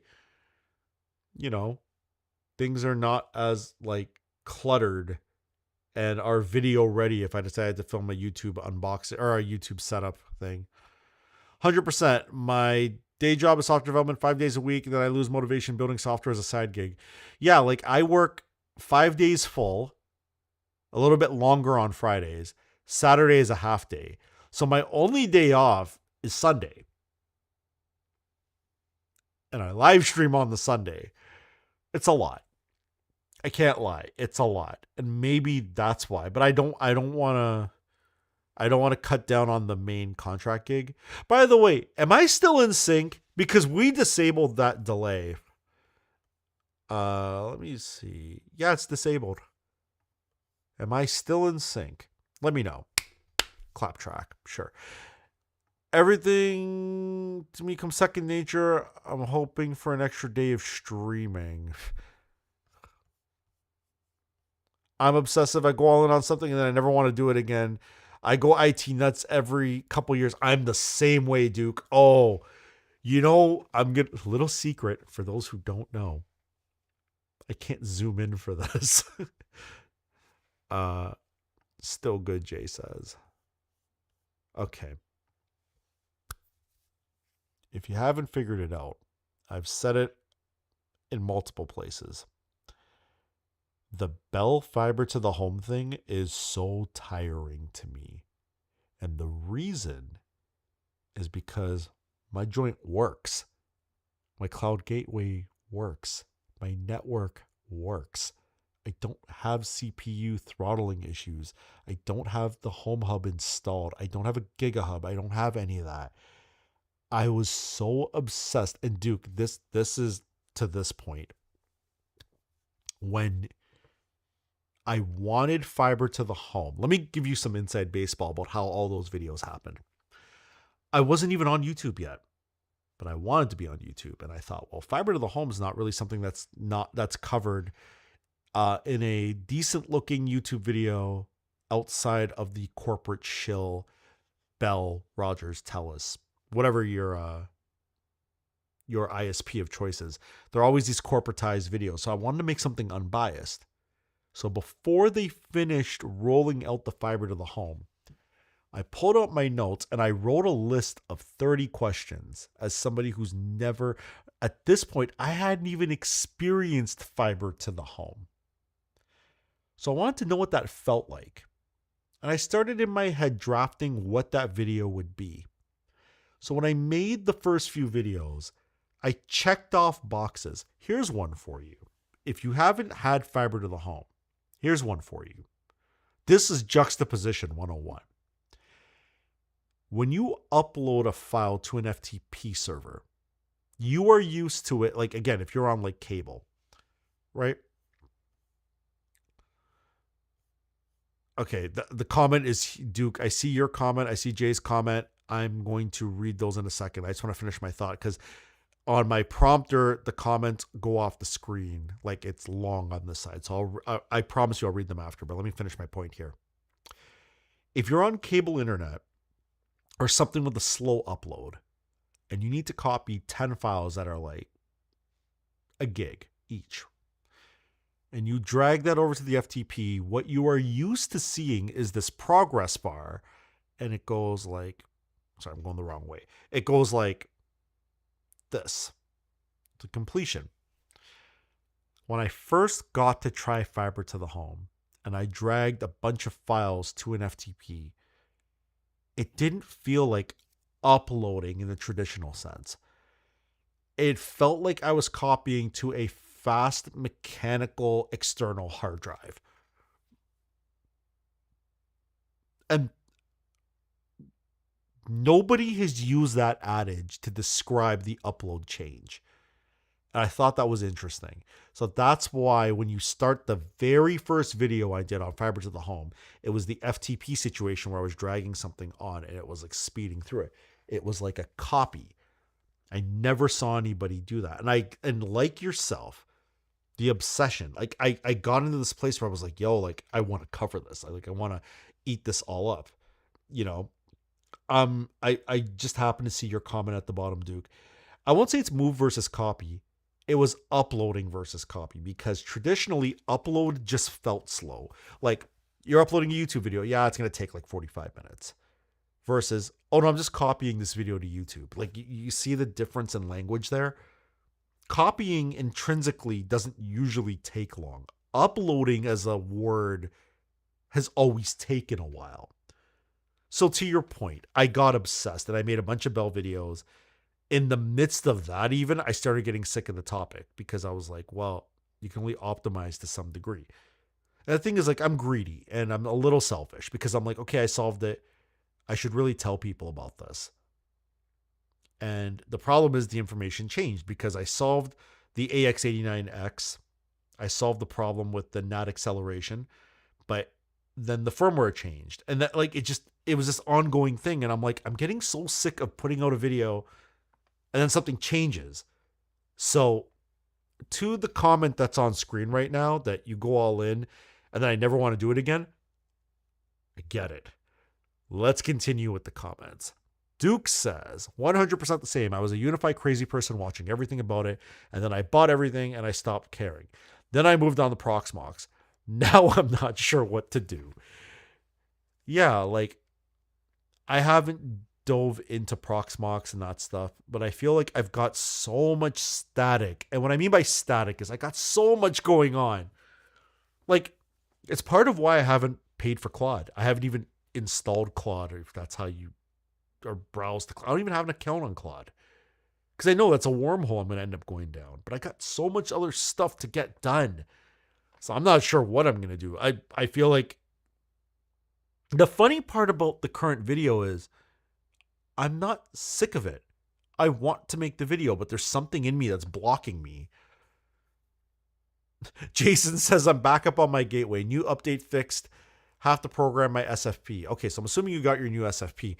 Jason went through this thing a few weeks ago where Unify updated in the background. My suggestion to everybody is don't auto update anything. My phone doesn't auto update, my iPad, my Macs, my cloud gateway, nothing. I do updates. I just wait for everybody else to do them first and then they cry about it. Sure enough, his Unify Cloud Gateway Fiber got an update at around midnight on the Sunday morning before the stream. And then when he was watching the stream, he said, oh, I'm watching from my car on 5G. And I'm like, what happened? It turned out, well, there was two things. One, the cloud gateway, but two, somebody drove into the bell box or something happened on the street physically. So that was annoying. But it turned out that most of his problems were related to the cloud gateway update. Not your fault. Things happen. Just be vigilant. Like, if You remember a while ago I showed that Edelkrone Jib system on screen? Every time that thing had an update, it would force a firmware update to the stupid thing, and then it would break for like a month or two. I feel like it's the biggest waste of money for that reason, but when it works, holy crap, it works well. Okay, so I covered, okay, so it's like copy versus copy. Yeah, yes and no. Hassan says, your internet is sick. We've heard good things about Canadian internet speeds. Ooh, slow down. I get 1,400 in Australia, and I pay 160. I pay in Australian dollars 160, Canadian 156. That's better than some Canadian ISPs, dude. Like, you've heard about the creme de la creme, like the internet service I'm on. Like, I'm on 8 gig fiber, but I had to make deals with Jesus to get that price that I'm on. And also, them rolling it out is like a hot nightmare. So there's that. Rogers is still dominating. There are areas that can't get over 5 megabit. I used to be one of them until I told them, like, hey, you know, the Canadian government's going to make you do this area because they're mandating that all areas that have wired access should have at least 30. And where I was only able to get 5 megabit on Bell. Rogers had gigabit, but when it snowed, it would just take everything down because of a broken cable underground. I thought about using Proxmox and might use it in future. Sorry, let me go back to this. So Canadian internet, no, US internet speeds. That's a whole other thing. They are rolling fiber in the weirdest places, and there's so many more companies, but Canada has this weird problem with monopoly and our government and our regulatory body that's supposed to regulate it, but doesn't regulate it, but we pay taxes for them to regulate it, but they don't regulate it. It's a mess here. Anyway, to this comment. I thought about using Proxmox and might use it in the future, but I have 6 Dell Optiplex computers running in my closet, all bare metal Ubuntu servers. That's cool. I'm the opposite. I get notification from UDM Pro in the middle of the night, updating to the new firmware, just YOLOing through life here. Yeah, I'm not a fan of auto updates because, like, you should see, especially on the latest, not the Unify OS update, but the network update. Go look at the thread. Go read, like, I think the first day it had like 5 pages within the first 2 hours of that update. It was a mess. People were flipping out. Like, I know that my E7 and my Cloud Gateway Unify network want to update, and so does Unify OS. And I'm like, but everything's working. And I'm pretty vigilant about blocking stuff. Why would I update? Duke Seb, LOL, I never do auto updates because I do risk. Yeah, okay, I'm the same way. The X.0, hang on. Okay, I don't know what you mean, like, in terms of updates. Like, are you saying you would do the major, like, say iOS 27 comes out, as an example? If you were on, like, iOS 26.5.1.3.7. Whatever the hell, and then iOS 27 comes out, would you just YOLO it to 27.0, or would you just stick to the incremental updates?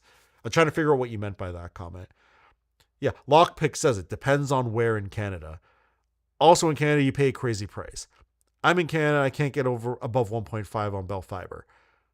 I'm offered 8 gigs for $100 a month from Bell. Only update through SSH on Unify. I don't know about that, Jay. That's a good way to fix stuff. But, like, I've done Unify updates and they've been fine. But, like, I've waited a month. Hopefully me saying this out loud doesn't turn into what's it called? It doesn't turn into me getting, like, you know, attacked because I don't do updates right away. I think there's an iOS update I haven't. Let me check. Just curious here. General, about. Nice. As I say this, there is a carrier settings update that I haven't done yet. Not now. I will do that after. Okay, so I'm allegedly up to date. However, what is this? Focus camera. You can do it. There you go. So I'm currently on 26.5. There actually is a 26.5.1, but it doesn't apply to my phone. It only applies to the iPhone Air and the iPhone 17 Pro and Pro Max.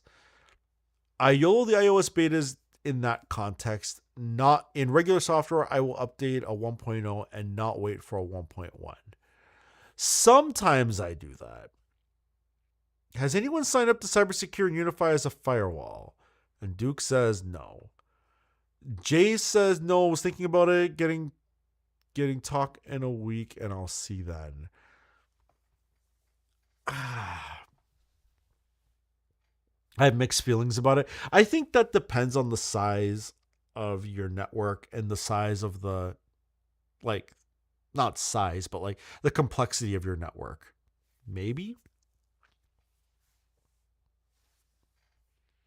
Euronation. I was downtown yesterday near the Dufra Westfest and had zero coverage on Rogers. Is this normal? Is Rogers notorious for this? No. Cell phones are notorious for this. You're in a high coverage area and there was too many people on the network at the same time. Although, I don't see the need. You can handle that with your own software. And that's kind of my thing about the Unify Cybersecure. You can handle it with your own software. But let me go back to Euronation here. We are going to do something that Canadians know all too well, especially Canadians on the Rogers platform. Let's open Firefox.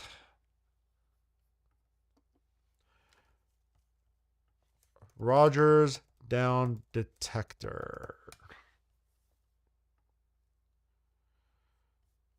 Report a problem. That's no. Hang on. Rogers Toronto Down Detector. I just kind of showed where I'm at. I don't even care. Down Detector in the last 24 hours. 24 reports. I wish you could see beyond that. Let me see. Down Detector, 48 hours. Real-time status. Yeah, you're not going to show me beyond that. Euronation, what time was that? Rogers equals very poor upload speeds. Not entirely true, Jay. Not entirely true. My mother is paying for 150. They bumped her up to 320 for some reason. And this is the download. Her upload speed is about 200.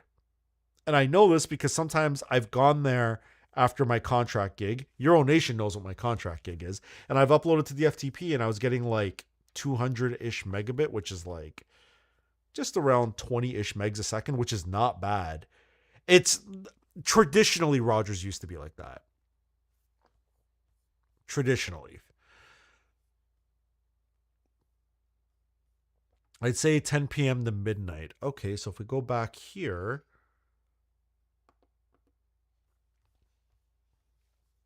it looks fine for Toronto. Hang on, you know what? Let's change this to Rogers Mobility Toronto Down Detector. Oh, okay, no, that's noon. 47 reports. Okay, so looking at this,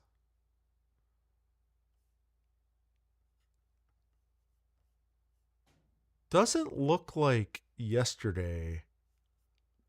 You know what that sounds like? That sounds like network congestion. Like you were in a highly populated area and the tower just couldn't handle. Lockpick says, I download at 3 gig and upload at 1 gig on Rogers. Yeah, so like, yeah, upload is not bad on Rogers anymore because they rolled out a different DOCSIS protocol, but it used to be bad. The only problem is they're still relying heavily on a coax network, which is susceptible to line noise, breakage. Well, all cables are subject to breakage, but the interference that comes through on a coaxial line is a lot more sensitive than a fiber line. There's latency penalties too for using coax. At least coax in the sense of like on the street, like in a house, you're not really noticing it so bad, like with copper cable. Yeah, Euronation. My thing for you is sounds like a congestion issue. You're just in a highly dense place. Oh, Hassan says, what sucks is WWDC starts at 3 a.m. down under. I might try to wake up and watch live and be a zombie throughout the workday. Duke says, I disagree. I used to like my Rogers. It depends on location. I was getting Amazon in Kingston. I got so bad here, I had to switch carriers. Yeah, it's not. I think it's like place dependent and technology dependent. Like in Kanata, in Ottawa, I want to say they have like 8 gig and 2.5 symmetrical fiber. So it's really about Rogers needs to like just, I keep saying this during the stream, put their big boy pants on. But like seriously, just roll out stuff. Just get competitive with Bell, because Bell's sitting here crying about third parties using their network. It's like, who the hell cares? Just keep you doing good service, and people, they'll dip their toe into like a Tech Savvy or a TELUS, and if it's bad, they'll just end up going to Bell. Amazing, not Amazon. Okay, let me reread your comment, Duke. I was getting amazing in Kingston. I'm assuming on Rogers. It got so bad here I had to switch carriers. It was just too many people, but I wonder how this is still a problem in 2026. I can answer that. It's because the carriers don't want to spend money.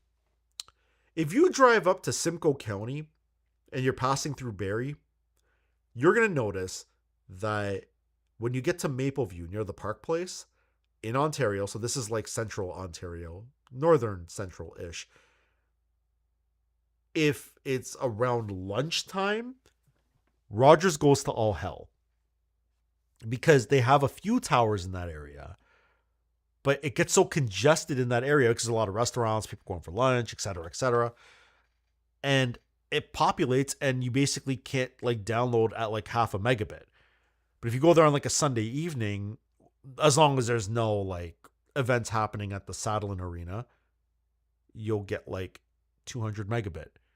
The problem is that, and this is my beef with the CRTC, and I could be aiming my aggression at the wrong person here, but the problem is the regulatory body don't enforce this, because there are towers on that side of the city that are just broken, that they just haven't fixed, right? And the problem is, if you don't fix them, essential communication with a cell phone, and I'm sorry, I don't care. People say, well, just get a landline. It's like, shut up. Everybody has a cell phone now. It's become an essential sense of communication. Our regulatory body needs to enforce that areas that suffer from connectivity issue, if they already have infrastructure, like if they already got towers in those areas, wouldn't the government that like is being funded for handling the what's the term I'm looking for? Not enforcement. I guess enforcement that they're holding up their end of the bargain in terms of maintenance. Wouldn't they enforce maintenance on these things? Right? But Rogers doesn't care because they don't see a return on investment for fixing these things. They're like, well, if you are able to make phone calls, that's good enough. Not really, because that area gets super populated and you need to call 911. Guess what's not working? 911. So, they just use 5G repeaters. That's old school. Bet you don't have that problem in Crosstown.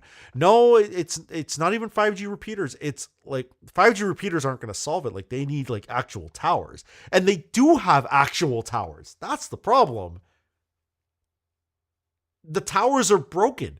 Either need firmware updates, maintenance, maybe broken cables going to the towers, so the towers aren't even functioning. Yeah, the Rogers network is spotty. If you have a good, clean connection, it's badass. It's not just Rogers, though. Lockpick. I was on Bell. I would get SOS when I would go visit that family member I have talked about on stream in a very vague way. I would get SOS. And my phone wouldn't even work. And I had to like get Wi-Fi access at that facility. But I get on Rogers and I've got full 5G and I'm getting like 600 megabit down. So no, it's not just Rogers. It's all of them. All the companies have this problem. And they all have the same culture. Well, why would we spend the money if it works? Kind of. Man, I want to start like a open media petition that's called Shut Your Ass and Fix It. There's my Caribbean coming out. Like people the amount of money that these companies spend to lobby against spending money is so stupid, because they can just take that money and put it towards fixing things. Instead, they're like literally seeding technicians who have work they could be doing, but they're not sending them out. And then complain that they're hemorrhaging customers. Well, your service sucks. That's why you're hemorrhaging customers. Like, I had Bell call me the other day and be like, hey, we're offering you this great plan because I ported my number out because like it was stupid. And my price plan with Bell for my internet, my home internet, and my app TV I pay for, I purposely did not bundle my cell phone with it because I knew that they would have me locked in. So I was like, no, I'm keeping all that separate. And they're like, well, you won't get as heavy of a discount. I'm like, I'll take the risk. And now I'm paying like $87 less a month for 2 phone lines on Rogers, and it works, right? But Bell calls me like, oh, well, we can offer you. I'm like, hold on. Unless you fix the network, don't call me. And then they tried to lie. Oh, we fixed the network. I was just talking to my neighbor. Oh, we fixed the network a month ago. No, you didn't. Because I talked to my neighbor who's like, yeah, I'm SOSing right now on Bell. It's like, unreal. It's fiber to coax now. It's not all fiber to coax, Jay. I've got friends who, the way it works, Rogers at the moment, this is my theory. I'm theorizing here. They bring fiber into the house. And then what they do is they put this like converter that will convert the fiber back to coax. And then that coax goes into your traditional Rogers modem. What I think they're going to do is they're going to flip a switch one day. And they're going to tell customers, okay, if you want to get the higher fiber plan, we're going to send you a modem. You're going to take the fiber out of that little converter and plug it straight into this. And you're going to return your Rogers modem. What's happened is they've deployed so many of these coaxial-based modems that they're like, well, let's make sure the network's stable first before we flip it. Because I've got friends who are on Rogers, in certain parts of Ontario that have fiber coming in and it's being converted back to coax. But then I have friends that I know out towards Kingston, Ottawa area that have fiber going in straight. It doesn't even go to coax. So that's been a thing for a while because I think that's how Rogers is testing their fiber rollout. And once they have it down to a science, please God, let them roll it everywhere. Because like the one thing Bell lacks is like IPv6, and the other thing it lacks is proper DHCP. That's a whole conversation for another day. I can get 2 gig down, 200 up, currently on 1,000 for $189. Oh my God. Requires a small hardware upgrade. Not sure if it's worth doubling the download speed, and cut upload in half is worth it. That is weird that they cut the upload in half. Although that's probably DOCSIS cable. That's why the upload gets cut in half, Hassan. So the hardware upgrade is because the Ethernet port on your current ISP equipment is a gigabit port. So they're going to give you like either a 2.5, a 5, or a 10 gig port on the new equipment. Can I be real with you? Don't do it. Don't do it. A lot of the internet's just not prepared for that. Unless you are uploading and working with servers that can go beyond like the 2 gig limit, I wouldn't even bother. Even Apple throttles connections. So like sometimes I'll get a download that's doing like 117 megabytes a second, which is basically gigabit with the overhead for latency. But there are times that an Apple update will do like 10 megs a second. I'm on 8 gig fiber. Most of the internet's just not equipped for it. It won't be worth, especially if you're losing your upload speed. I wouldn't do it. I found I can actually upgrade to 2 gig 5. Okay, but let me give you another warning here. If it's coax, like a cable system, if it's not fiber, here's the thing they don't tell you about the faster speeds on coax. The problem is that if you're on like a 300 plan, for example, and it runs fine, you might move up to a gigabit plan and you're barely getting 400. Because I'm going to mess this up. I'm going to say this wrong. But the frequency waves within the coax, they get thinner. I feel like it's more compressed at 300. And then when you get up to gigabit, 2 gigabit, they become thinner, but they're more susceptible to interference. So Here's the casino rolling the dice gambling that you might be doing. You might upgrade, then you'll go, oh my God, my speed is actually lower than it was when I was on 1 gigabit. Like you might upgrade to the 2 gig plan and you're like, I can't get over 600. What the hell's going on? Because there's either interference or a cable is broken somewhere. And because you are now operating at this larger scale, it is now more susceptible to interference. So then what used to get full gigabit is now barely clearing 500. That's a risk you take by doing the upgrade on a coaxial line. I hope that makes sense. I think if people in Ontario saw what it's like in the Maritimes, they would think it's a third world country. You know what the thing is? Ontario's bad, Duke. Like, people think that Ontario's got this fast internet. The majority of Ontario does not. And here's the sad reality of this. So, like, on top of the majority of Ontario doesn't have good internet, but now factor this in. The majority of Ontario has no idea they have bad internet because they're not savvy to this stuff. If I go out to Belleville and I'm talking to a couple, an older couple, that was a little stereotypical of me. Belleville's got a lot of older people. But if I go to Belleville and I talk to majority of people, they'll be like, well, my Wi-Fi is fine. I can watch TikTok. I don't know why I put that voice on. That's brutal. I'm going to get canceled. But no, people will turn around and say, well, like, I can go on Instagram, I can go on Facebook, I can go on TikTok, I can go on YouTube, and Netflix plays fine. That's all they want. They don't realize that. And it's like, what are you paying for your internet? Well, I'm paying $140 per gigabit. Okay. Does your Netflix buffer? Most of the time, but it usually clears itself up. Is your TV or your streaming box, how's it hooked up? Oh, it's directly connected. I'm not using Wi-Fi for that. And it buffers? Well, yeah, it's not a big deal. What they don't realize is, like, it should never buffer in that situation, but they don't know that, right? That's a problem, right? So you have to factor in the people who are not complaining because they don't know better. Then Ontario starts looking like a third world country. It's crazy.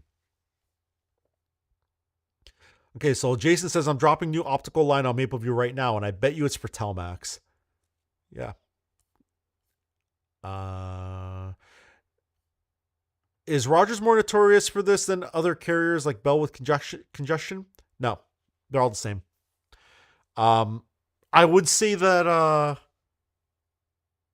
Bell is pretty bad. Go to Mississauga with Bell. Go to Mississauga, Ontario with Bell. See how that works out for you. Matter of fact, here, I'll actually tell you this. If you go to Bell and you go to Square One in Euronation, I'm pretty sure you know where Square One is. Square One is like the central hub of Mississauga, Ontario. Okay, like that's where you get the highways. You get a bunch of different highway routes from there. You get major shopping. You get like there's a lot of stuff in that area. Okay, there's a restaurant for those in Canada, in Ontario, called Jack Astor's. Walk into Jack Astor's at Square One, which is not in the mall. It is away from the mall. Try using your Bell cell phone in there. Good luck. It's not just Rogers. Bell has the same problems too. Go to, because I used to live in Mississauga. So go to Thomas and Winston Churchill. There's a Starbucks around there. Go try and load Instagram at all in that Starbucks without connecting to their Wi-Fi. Good luck. Try to connect to their Wi-Fi. It's a Bell-sourced Wi-Fi for that Starbucks. That doesn't work either because they're on 5. In fact, I would say Mississauga is probably the worst offender for Ontario, at least for like especially super busy metropolitan areas. The city of Mississauga, I was talking to a friend about this today. They refused, Hazel McCallion, rest in peace, are the old mayor of that city. She refused, my understanding, I could be wrong, but somebody clear this up if I'm wrong. She refused to allow fiber construction for existing residents. New developments could get it. I have friends that can see an apartment next to them with 8 gig fiber that can't get more than 5 megabit. And the problem is the CRTC is mandating that these non-rural areas have to have wired providers that provide more than like 30. And their issue is that the city won't do it. But the city is breaking the CRTC law. But the CRTC won't fix anything because the CRTC is a joke. I say that from a place of angst. I worked in radio. Anybody who's worked in radio in Canada knows exactly what the hell I'm talking about. Because the thing is, the CRTC doesn't even know their own flipping rules. I could start cussing, but we'll leave that there. True fiber to the home here. Yeah, same.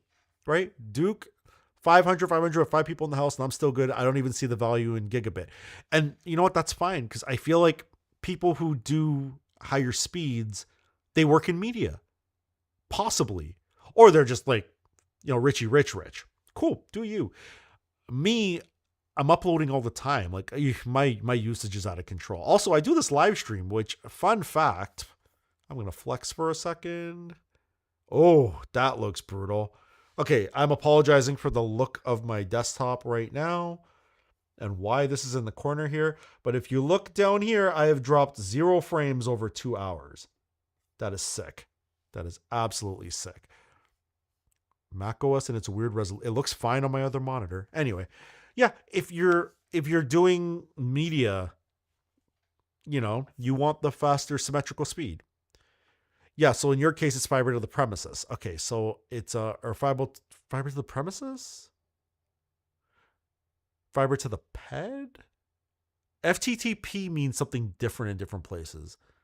See, in Canada, we called it FTTN, which is fiber to the node. The node being like the box down the street and then coax from there. Duke Sub says, I would think 50-15 on fiber TCP upload packets might create congestion. It could. Sorry, on cable, not fiber. Remember Bell Express View buffering? Oh yeah, I remember that. Anywhere north of Barrie, Ontario, and your internet comes with a postage stamp. You would think so, Lockpick. By the way, I need to make this clear for those who know me IRL. Don't effing dox where I live. So there's that. I don't care anymore, to be honest. I just prefer not to say it. Although there are context clues through this stream and other streams of where I live. So north of Barrie, I have a friend who's on 8 gig. North of where they live, I have a friend who's on 8 gig.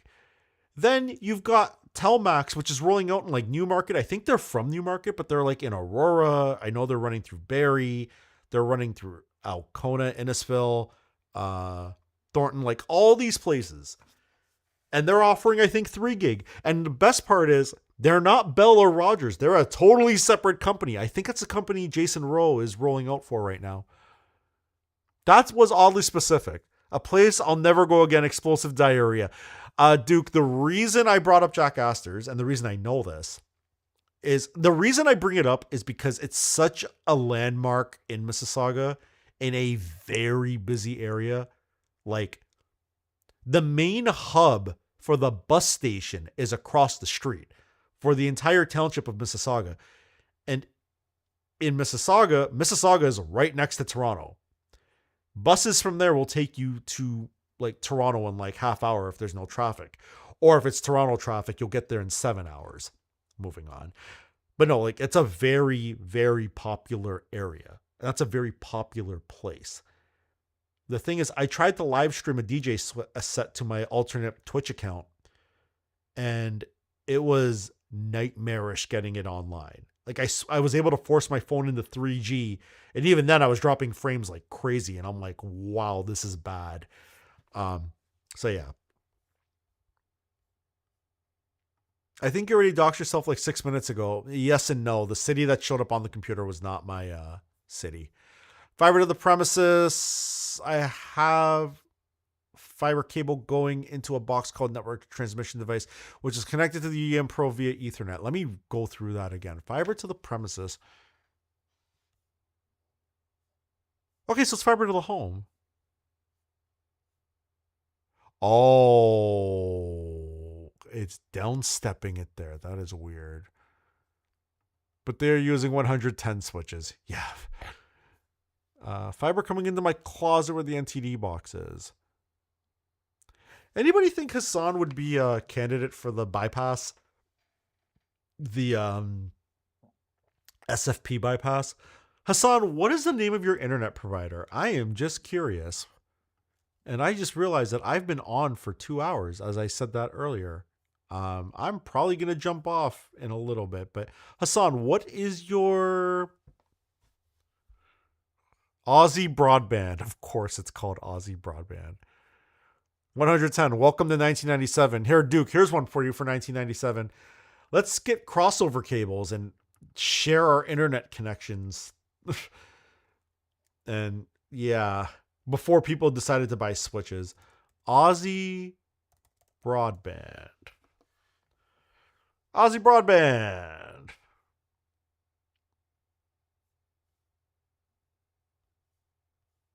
Internet plans. Fast fiber. I hate this hybrid fiber coaxial. It's the same thing Rogers does right now. It's like fiber comes in. Psych! Welcome back to coax. Which, I get it. Okay. What is this uploads in 92 megabit? Yeah, about these speeds. Typical, oh my god, it's like tech savvy. Oh, because their network is not built like a true fiber network. A true fiber network doesn't suffer from traffic saturating the network because everything is just kind of directly wired. It's pooling like a typical DOCSIS network. Oh, that sucks. Okay. Ultra fast fiber. See, I don't like, they should put a little star next to the word fiber because it's not really fiber. Hyper fast. Okay, that's the plan you were talking about.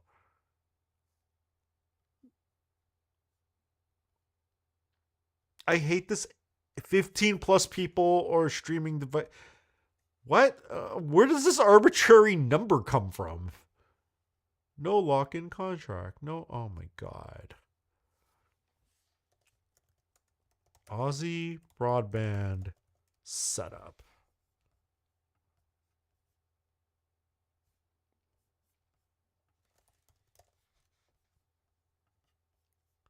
I just want to get an idea. Fiber comes in. So Hassan, I'm assuming this is the coaxial. So this is the fiber right here. It comes in. And I'm going to assume Aussie Broadband is a missed opportunity. It should be Kangaroo Broadband. There's probably something that's already taken that name. Execulink is the other provider here, but I'm using Bell. Those Bell Fiber, that looks like cable. Look up NBN NTD. Very well, we will do that. Sorry, one sec. NBN. Yeah, so Jason, that provider, they use the Nokia XGS PON box. Yeah. NBN NTD. Okay, so NBN NTD. Give me the new NTD. Okay, so what are we looking at here?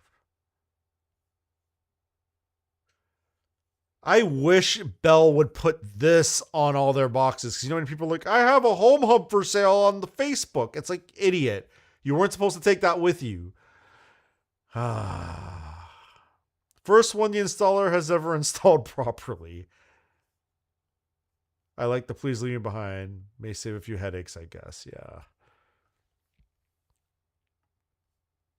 Backbone of the fiber. Okay. So then NBN NTD setup. Let's see. What are we dealing with here? What is a non-NTN? No.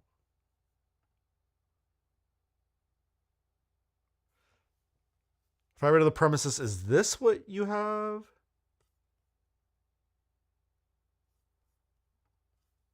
Better keep your damn cookies to your damn self. Hassan, is this what you have? Good cable management. Yeah, you don't want to see my rat's nest. Is this kind of the NTN box? 4-port fiber to the premises connection box. I have questions. If you've got fiber coming in, why are we dealing with these non-symmetrical speeds? It sounds like their backbone just isn't set up properly, because that is odd. Similar to this, fiber going in and 4 Ethernet ports out. Well, this is... Oh, no, this is... Yeah, those are coax for phone lines. Okay. What's the chat say here? Yeah, that backbone is not that good. Yeah, but the problem is, like, this box... can I do the BRB thing really quick? Can you guys bear with me for like 2 seconds? I'll be right back. I think you have an idea of what I'm going to grab. Give me 2 seconds.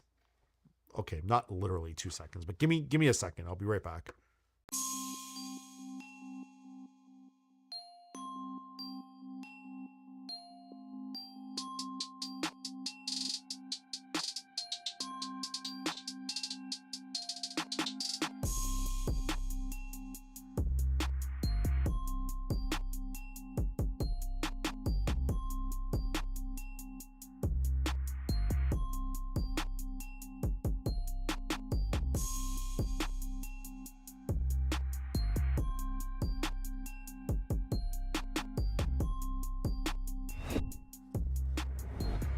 Okay, so you knew this was coming. Cover the back. For the West Indians who know me, I'm going to say security for the back. I'm such an idiot. Hang on. Let's do this. Okay, covering my ONT numbers and all that stuff. So this is the Home Hub 4000. Now you're probably looking at this and going, well, wait, where does the fiber plug in? Because we've got 10 gig Ethernet. Right, 10 gig, 4 gigabit, and then phone line, right? Well, see that little green? That's our fiber input. However, and contrary to what people say, this device can do 8 gig. This is the 4000. This is not a GigaHub. This is the original, not original. There was the Home Hub 3000, which on the back of it, what you used to see was you would have like it was a black modem, and you could basically pull the SFP cage out and 1G port, not 2.5. Okay, yeah, Jason, I'll explain that in a second. So the SFP, you could pull it out and then plug it into like a MikroTik or a Unify switch and then connect via PPPoE. That was like the first way to bypass using their equipment. This one was the one that came after, where they got rid of the ability to pull the SFP out because they basically just, it's the circuit board for it's like on the motherboard, it's soldered. You're not getting that out. The Home Hub 4000, to Jason's point, 1 gig port, not 2.5. These are 1 gigs. This was the old, like I got this in 2021 when I got fiber. This is 10. These are 1s. Okay. Then the GigaHub came out. Same layout. Then the GigaHub 2 came out. The GigaHub 2 has 2.5s. I don't know how many it has. But what bothers me when I go back to this for Hassan, okay, essentially this thing, this page we're looking at right here, and this is essentially the same crap. And yet, the plans, they need to fix their backbone. It's almost like their backbone's not prepared for like true fiber.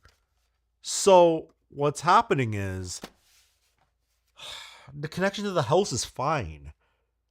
That box that you're using is probably fine, that NTP thing.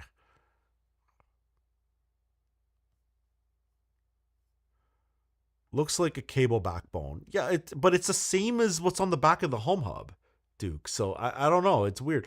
4 2.5, 1 10 gig WAN, 2 phone lines. I'm assuming, Jay, you're talking about the GigaHub 2.0. Hassan, I think that this gateway that you were referring to, it's not the gateway's problem. Because this is probably better than this stupid thing. I honestly believe it's the actual network. And this is to demonstrate, so what Hassan is referring to, I don't know why I'm putting this somewhere important. I'm never going to use it. By the way, for those who don't know, I think this is year 3 that this thing hasn't been plugged in. It's on my account. I use the ONT number and the serial number and the MAC address to get on the network because I'm bypassed. So I don't think a bypass is going to help Hassan. I think the network is just awful. They need to fix that. But this goes to the whole point. These companies, they won't spend money to upgrade these things into the 20th century and then bitch and complain that they're not getting customers. And the other clue is this conversation about network congestion that I feel like Hassan just commented about. Yeah, it's not the hardware inside the house. It's actual network on the back end limitations. 100%. 100%. The big clue is this typical evening speed bullcrap. 7 p.m. to 11. About these speeds. Look at this. Okay, so right now, in Ontario, Canada, okay? In Ontario, Canada, it is 5:21 p.m. on a Sunday. Okay, this is a fairly busy time. Here, I'm going to choose, let me go here. For a speed test, I'm going to choose Bell Canada in Burlington, Ontario, which is 114 kilometers away. Again, I don't think this is a problem. My ping got up to 6, but that's over 100 kilometers away, and I'm getting my upload's going down because I'm streaming, and there's like some latency penalty because I'm streaming, which I know this because I usually get like just over 7,000 on the upload. I've never gotten full 8 on the upload, but I mean, we're splitting hairs at this point. That's such bullcrap that they do that. Like, just, and especially when you're charging this, like, this pisses me off. You are going to charge people almost $170 for the, and oh my God, it's for the first 6 months. It's not even ongoing. And you're not going to use that money. Oh my God, there's a pro. What the hell is this? Okay, for the first 6 months on Pro. I'm sorry. Oh, that's why it's Pro, because you get a free static IP. No lock-in contract. I think the reason Bell won't do IPv6 is because they know it's basically a static IP without having to pay for a static IP.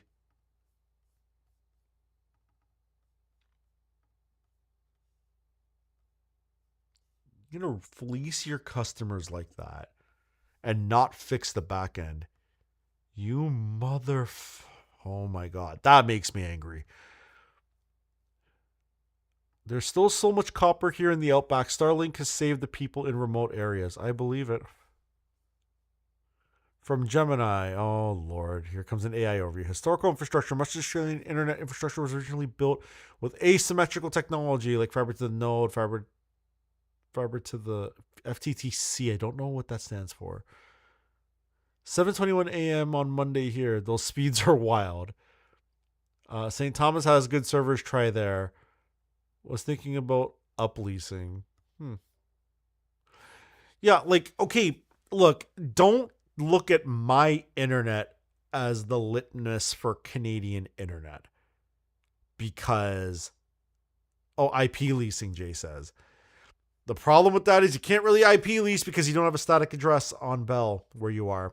you'd have to get business internet, and you're not leasing IPv4 because those are so restricted anyway. And Bell doesn't have IPv6. And IPs are basically, because of IPv6, the business for IPv4 is basically useless at this point, because at some point they're going to have to transition everything. What was I going to say? Yeah. I had to make deals with Jesus to get this internet. Fiber to the curb. That's right. Yeah, sorry. Escape me. Yeah, FTTC. Fiber to the curb. God, Hassan, I feel for you. I seriously feel for you, because that is some, that's some bullshit. That, my God. Wow. By the way, on a side note, standing up to go grab my home hub from the dusty closet, I don't even sit this long when working. I had DSL here and VDSL, so I can't complain.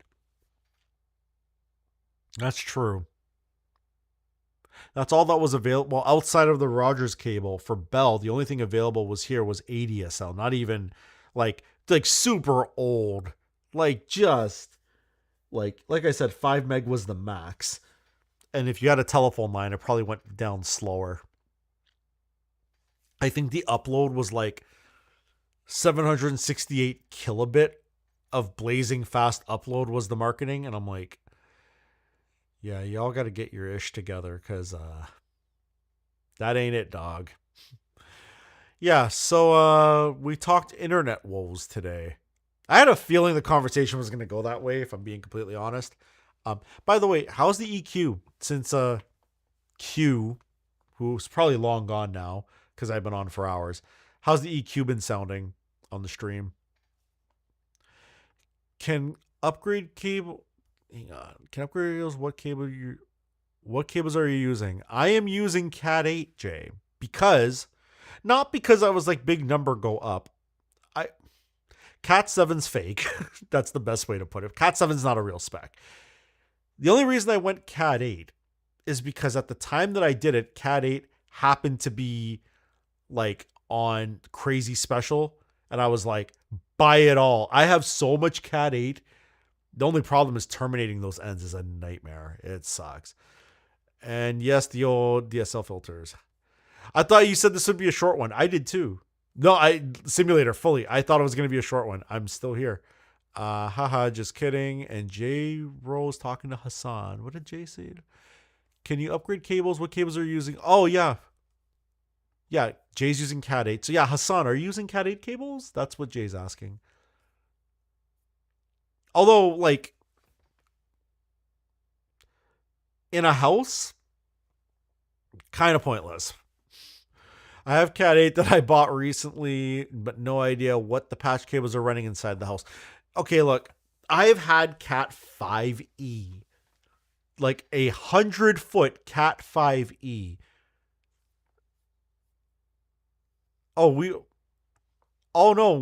We talked about audio tech earlier, Duke. You missed it. And I want to thank you for your opinion, but I'll talk about it if it's something I want to talk about. Okay. I had Cat 5e that passed 10 gig perfectly fine down a street. It's fine. I bought some Ugreen Cat 8 cables last month from Amazon. Those are probably good. The only thing that sucks about Cat 8 is like terminating it. Because really, isn't the standard based on the shielding? Like the Cat 5e cable I had, I was like, yo, if I look at this the wrong way, it's going to break. No, not that fragile, but it was like, it was not well insulated. And I think you can't guarantee the speed over distance and the latency over distance if the cable's like not well shielded. And then as the shielding goes up, the guarantee gets better. I think that's how that's worked out. Not totally sure. Simulator came in just on time because yes, Duke, you're right. It is also about the twist. So it might be the same pinout, but if they're twisted a certain way, that helps with the longevity. So there's that. Like the length in which you can run cable and get proper speed. Simulator came in just in time for me to end the stream because I ain't setting records today. I don't want it to be a 3-hour stream. I'm also starting to get hungry. I was supposed to have some plans later, but I think those are going to get moved.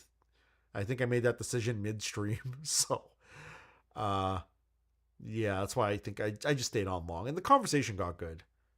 So there was that.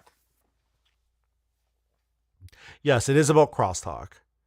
Works better with switches. Why is 4K TV lagging behind in Canada? And I'm going to go to the same answer that I have gone to, because these companies won't spend the money. You will notice that sports with big franchises will have good 4K broadcasts. Euronation, I'd love to rant about this because there's a wormhole here. Canada doesn't want to spend money on things. They get ideas. Can't believe the World Cup isn't being shown in 4K here when we're hosting it.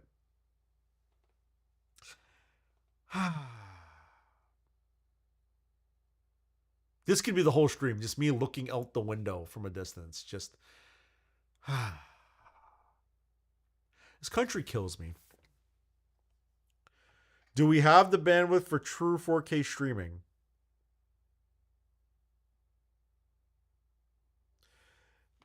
Oh man, Duke, you're killing me. You said you didn't want to talk about audio issues, but the thing is, your question about the 4K bandwidth leads down the same type of rabbit hole.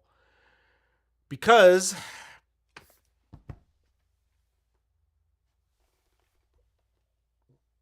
nope, that's jammed on there. Okay. I'm going to try to wrap up the stream, but I'm going to try to explain something here. True 4K streaming. Android box got 4K. Well, yeah, because it's... I don't understand why the PC gaming stream wasn't in 60 FPS today. I was watching all the gaming news just now. Okay. Oh my god. No flipping wormhole. Okay, the camera you are looking at. Let me start there. And I'm going to jump off stream soon. We are not getting to 3 hours. That's not happening. Jay is laughing at my ass right now because he knows. Okay. I hate this premise of true 4K. 60 FPS makes no difference with cameras. Gameplay, I much prefer at 60 FPS. Wow, it's like you guys are throwing it at me because you know I'm jumping off stream soon. You guys are hilarious. I mean, it's fine for face cam. Okay. This stream you're watching right now is at 2997. Sports. This is subjective. Some people love watching sports at 60 FPS. Okay. The idea of true 4K, I want to start there. The camera you are looking at right now, you are watching a 1080p stream. And the only reason you're watching it at you're watching it at that or lower quality, but the only reason that the max resolution is 1080p.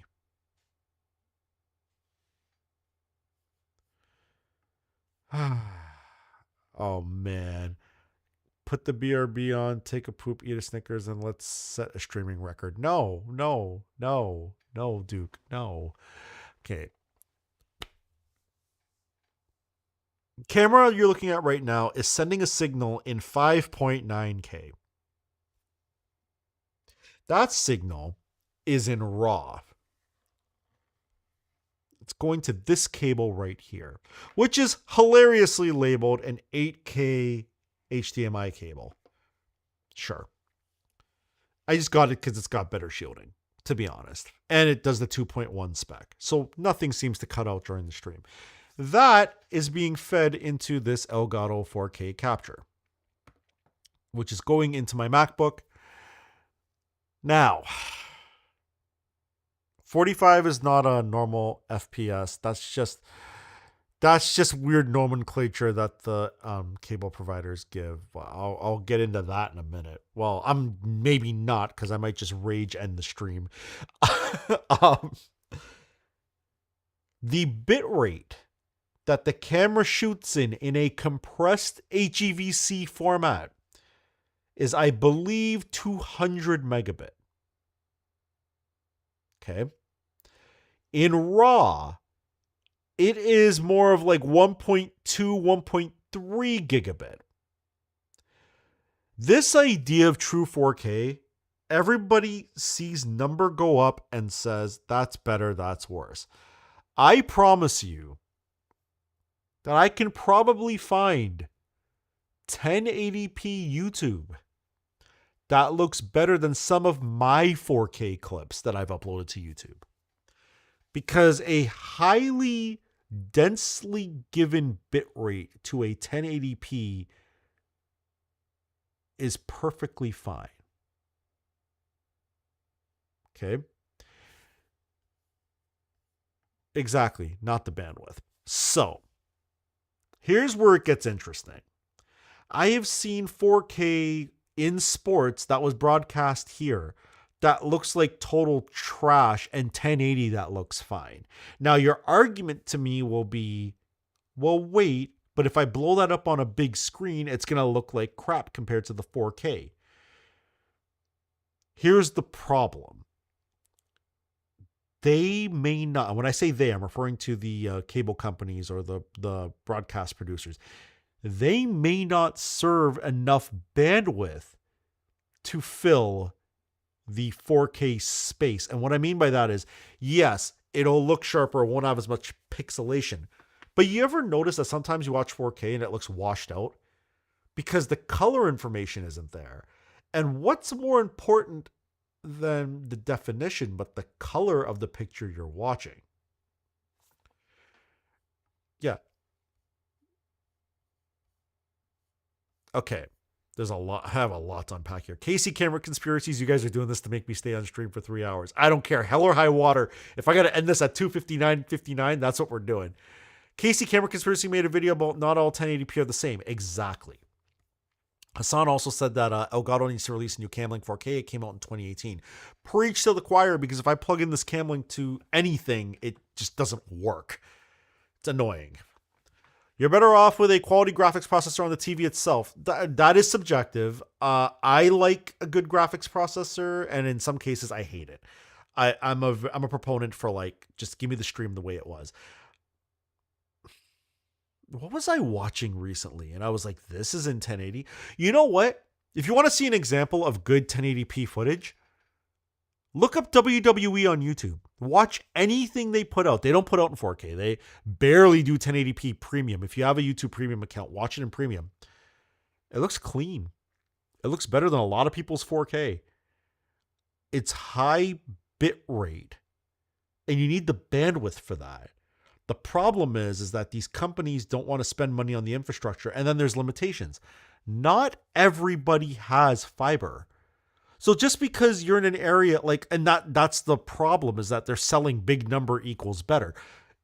How could you be in an area where Bell only offers like 5 megabit or 30 megabit, but then they tout, we're going to stream true 4K to you? There's a lot of compression trickery that happens. Now, compression has gotten really good. Isn't Sportsnet 4K? It depends. It depends on if the broadcaster, if the NBA wants to put it out in 4K, or if the NHL wants to put it out in 4K, or MLS, or whoever. The problem is that they might list it as 4K, but it could just be a super clean 1080 that they are upscaling to 4K using a processor. And how you feel about that is really subjective, depends on the processor. Only Android box. But see, Jason, are you referring to the Bell app on Android, or are you meaning like illegal IPTV? Because that complicates matters even more, because sometimes they're feeding true 4K. I have heard, I think I was watching, Marquez was doing a video recently about, and you guys may have seen it. He talked about miking up a basketball game. And then I kind of went down the rabbit hole Number 2, he says. Okay, so IPTV. Got it.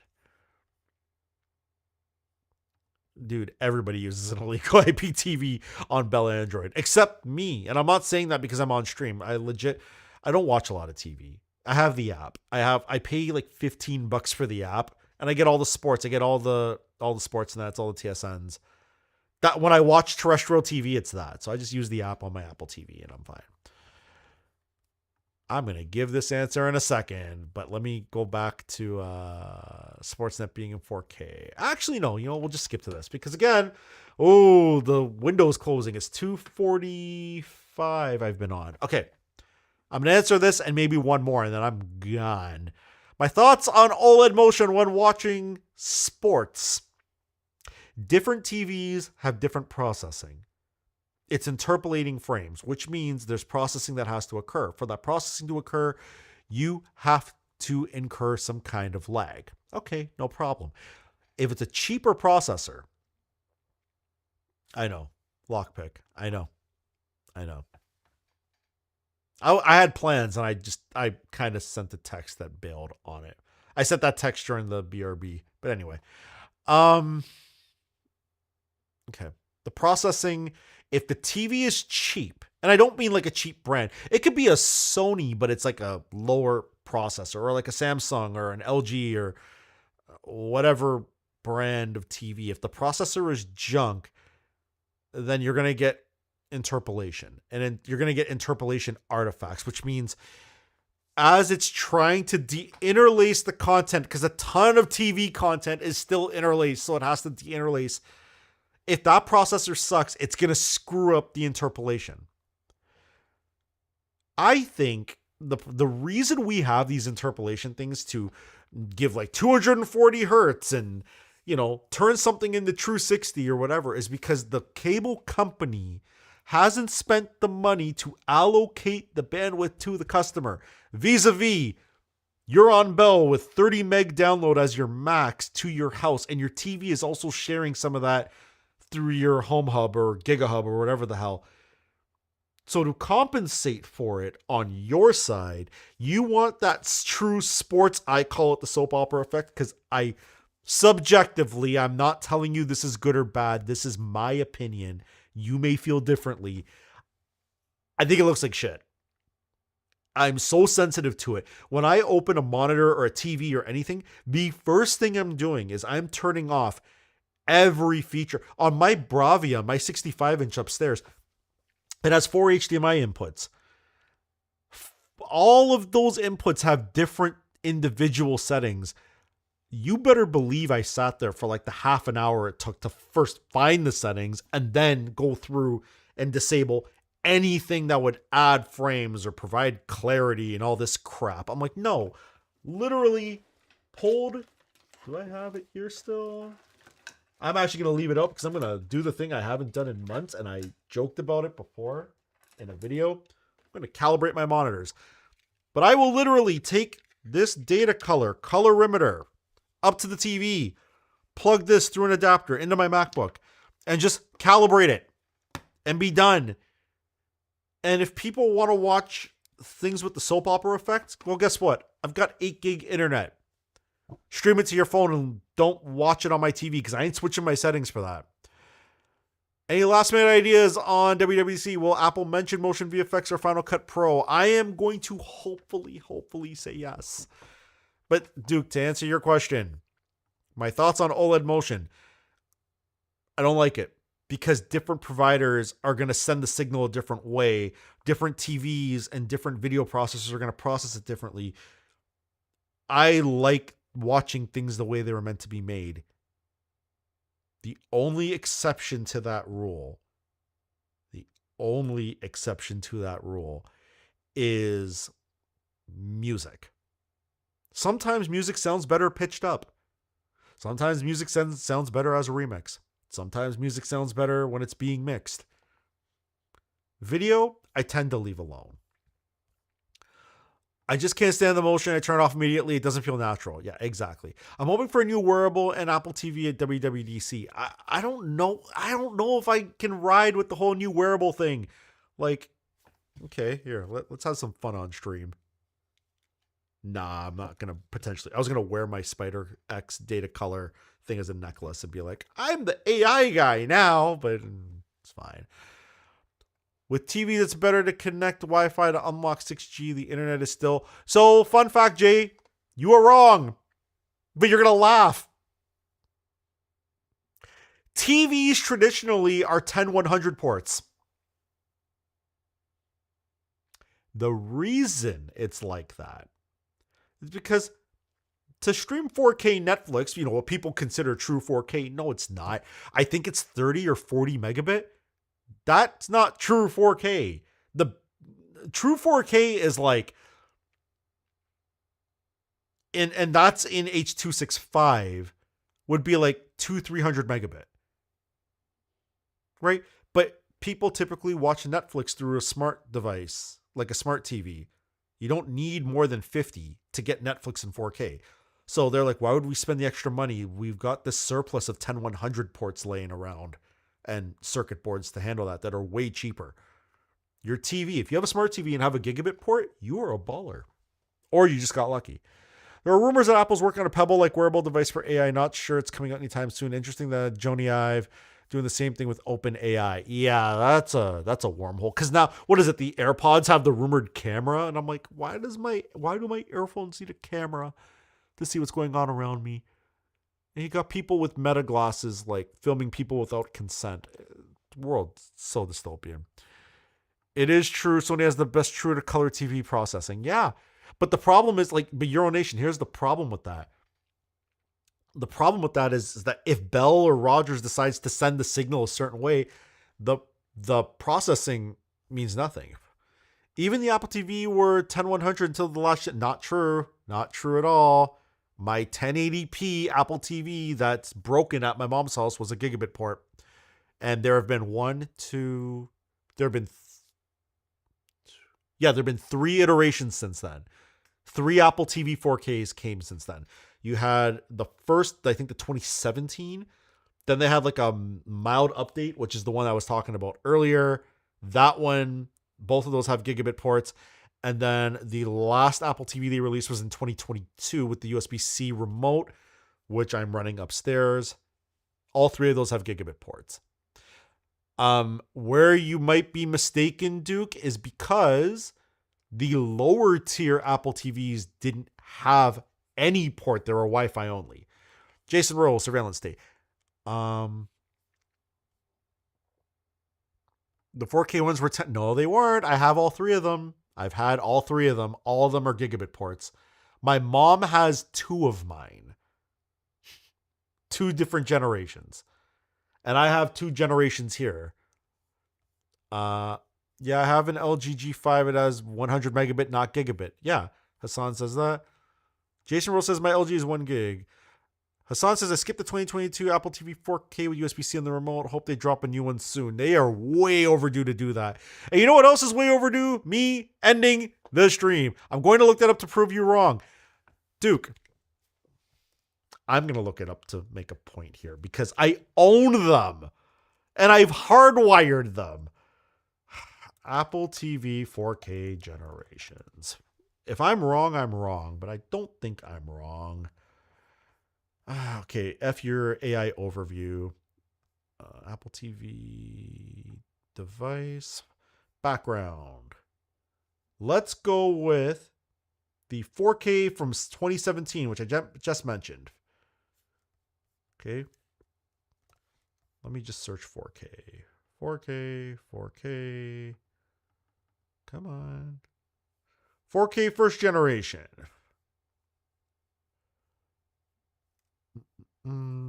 Apple TV 2017 specs.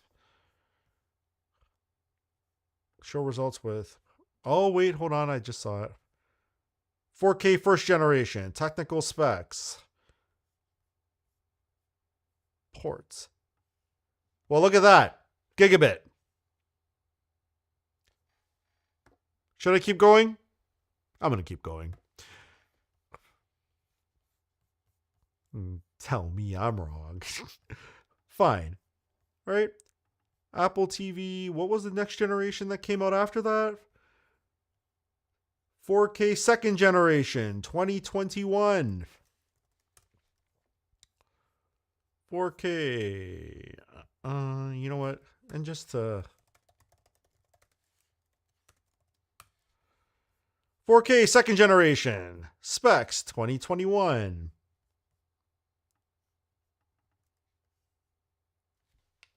Should I keep going? I think I'm going to keep going. Okay. And let's go 2022. Second generation, we will change you to third. Third generation, tech specs. Let's see. Oh, look, an Ethernet model versus the original, like I just said. And look at that. Can you hear me now, Duke?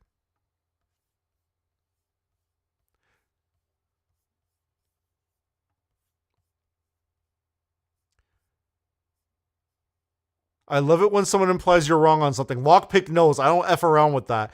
Duke, stop relying on Gemini. We just had a conversation about how it hallucinates. I'm going to die on this hill. Hey, Duke. You're on crack because I literally just pulled up Apple's official website for all 3 generations. Okay, stare at the screen. 100 is enough to stream 4K though. Yeah, exactly. 4K according to, look, this is the current generation, gigabit. 4K, third generation. Let's go back. Let's go back again. This is Apple's official website. Apple 4K, second generation, technical specifications. Look, you can die on the hill all you want, but it's right here. This is the second generation.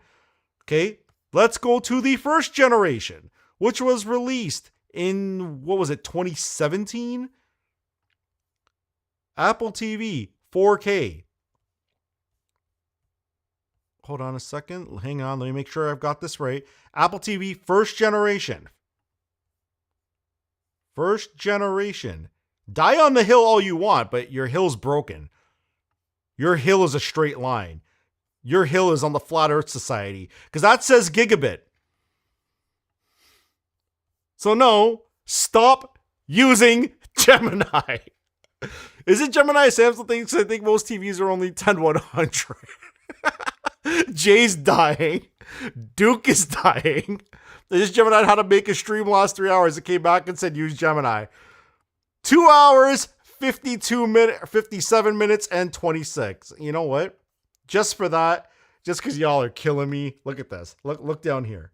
That's our current stream time. All right? That's where we are. And that's where the stream ends. My name is Sean.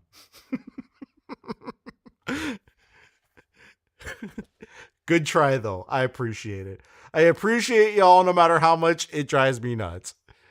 We're truly living in an age of wonders, Craig Federici. That's it. Accents coming out. Just to end the stream. Just because you know what? You know what? Fine. Thank you for joining Tech Mixer's Crash Out on the Tech Mixer YouTube channel. Shares. This is my Tim Cook. Hassan's even trying to get me to stay. Okay, we're at 2 hours and 58 minutes and 30 seconds. Ladies and gentlemen, my name is not Tim Cook, it's Sean. And this has been Tech Mixer. Thank you all for coming out and making the stream hilarious. I will break the 3-hour record, but it ain't going to be today. You should have quoted the wrong name. You would have kept going. That's spot on. I thank you. Appreciate it. Have a good rest of your Sunday. I have 1 minute and 10 seconds before we hit the 3-hour mark, and I'm not doing it today. My name is Sean. This has been Tech Mixer. You guys are awesome. No matter how much Duke tries to send me down the clarification rabbit hole. I'm out. Reese's Pieces and all that stuff. Craig Federici, Hassan. All right. Enough of this. I'm gone. I'm going to go eat. We'll talk next Sunday. Same bad time. Same. Now I'm just trolling y'all because I got 40 seconds before it's officially 3 hours. Nah. I'm out. Peace.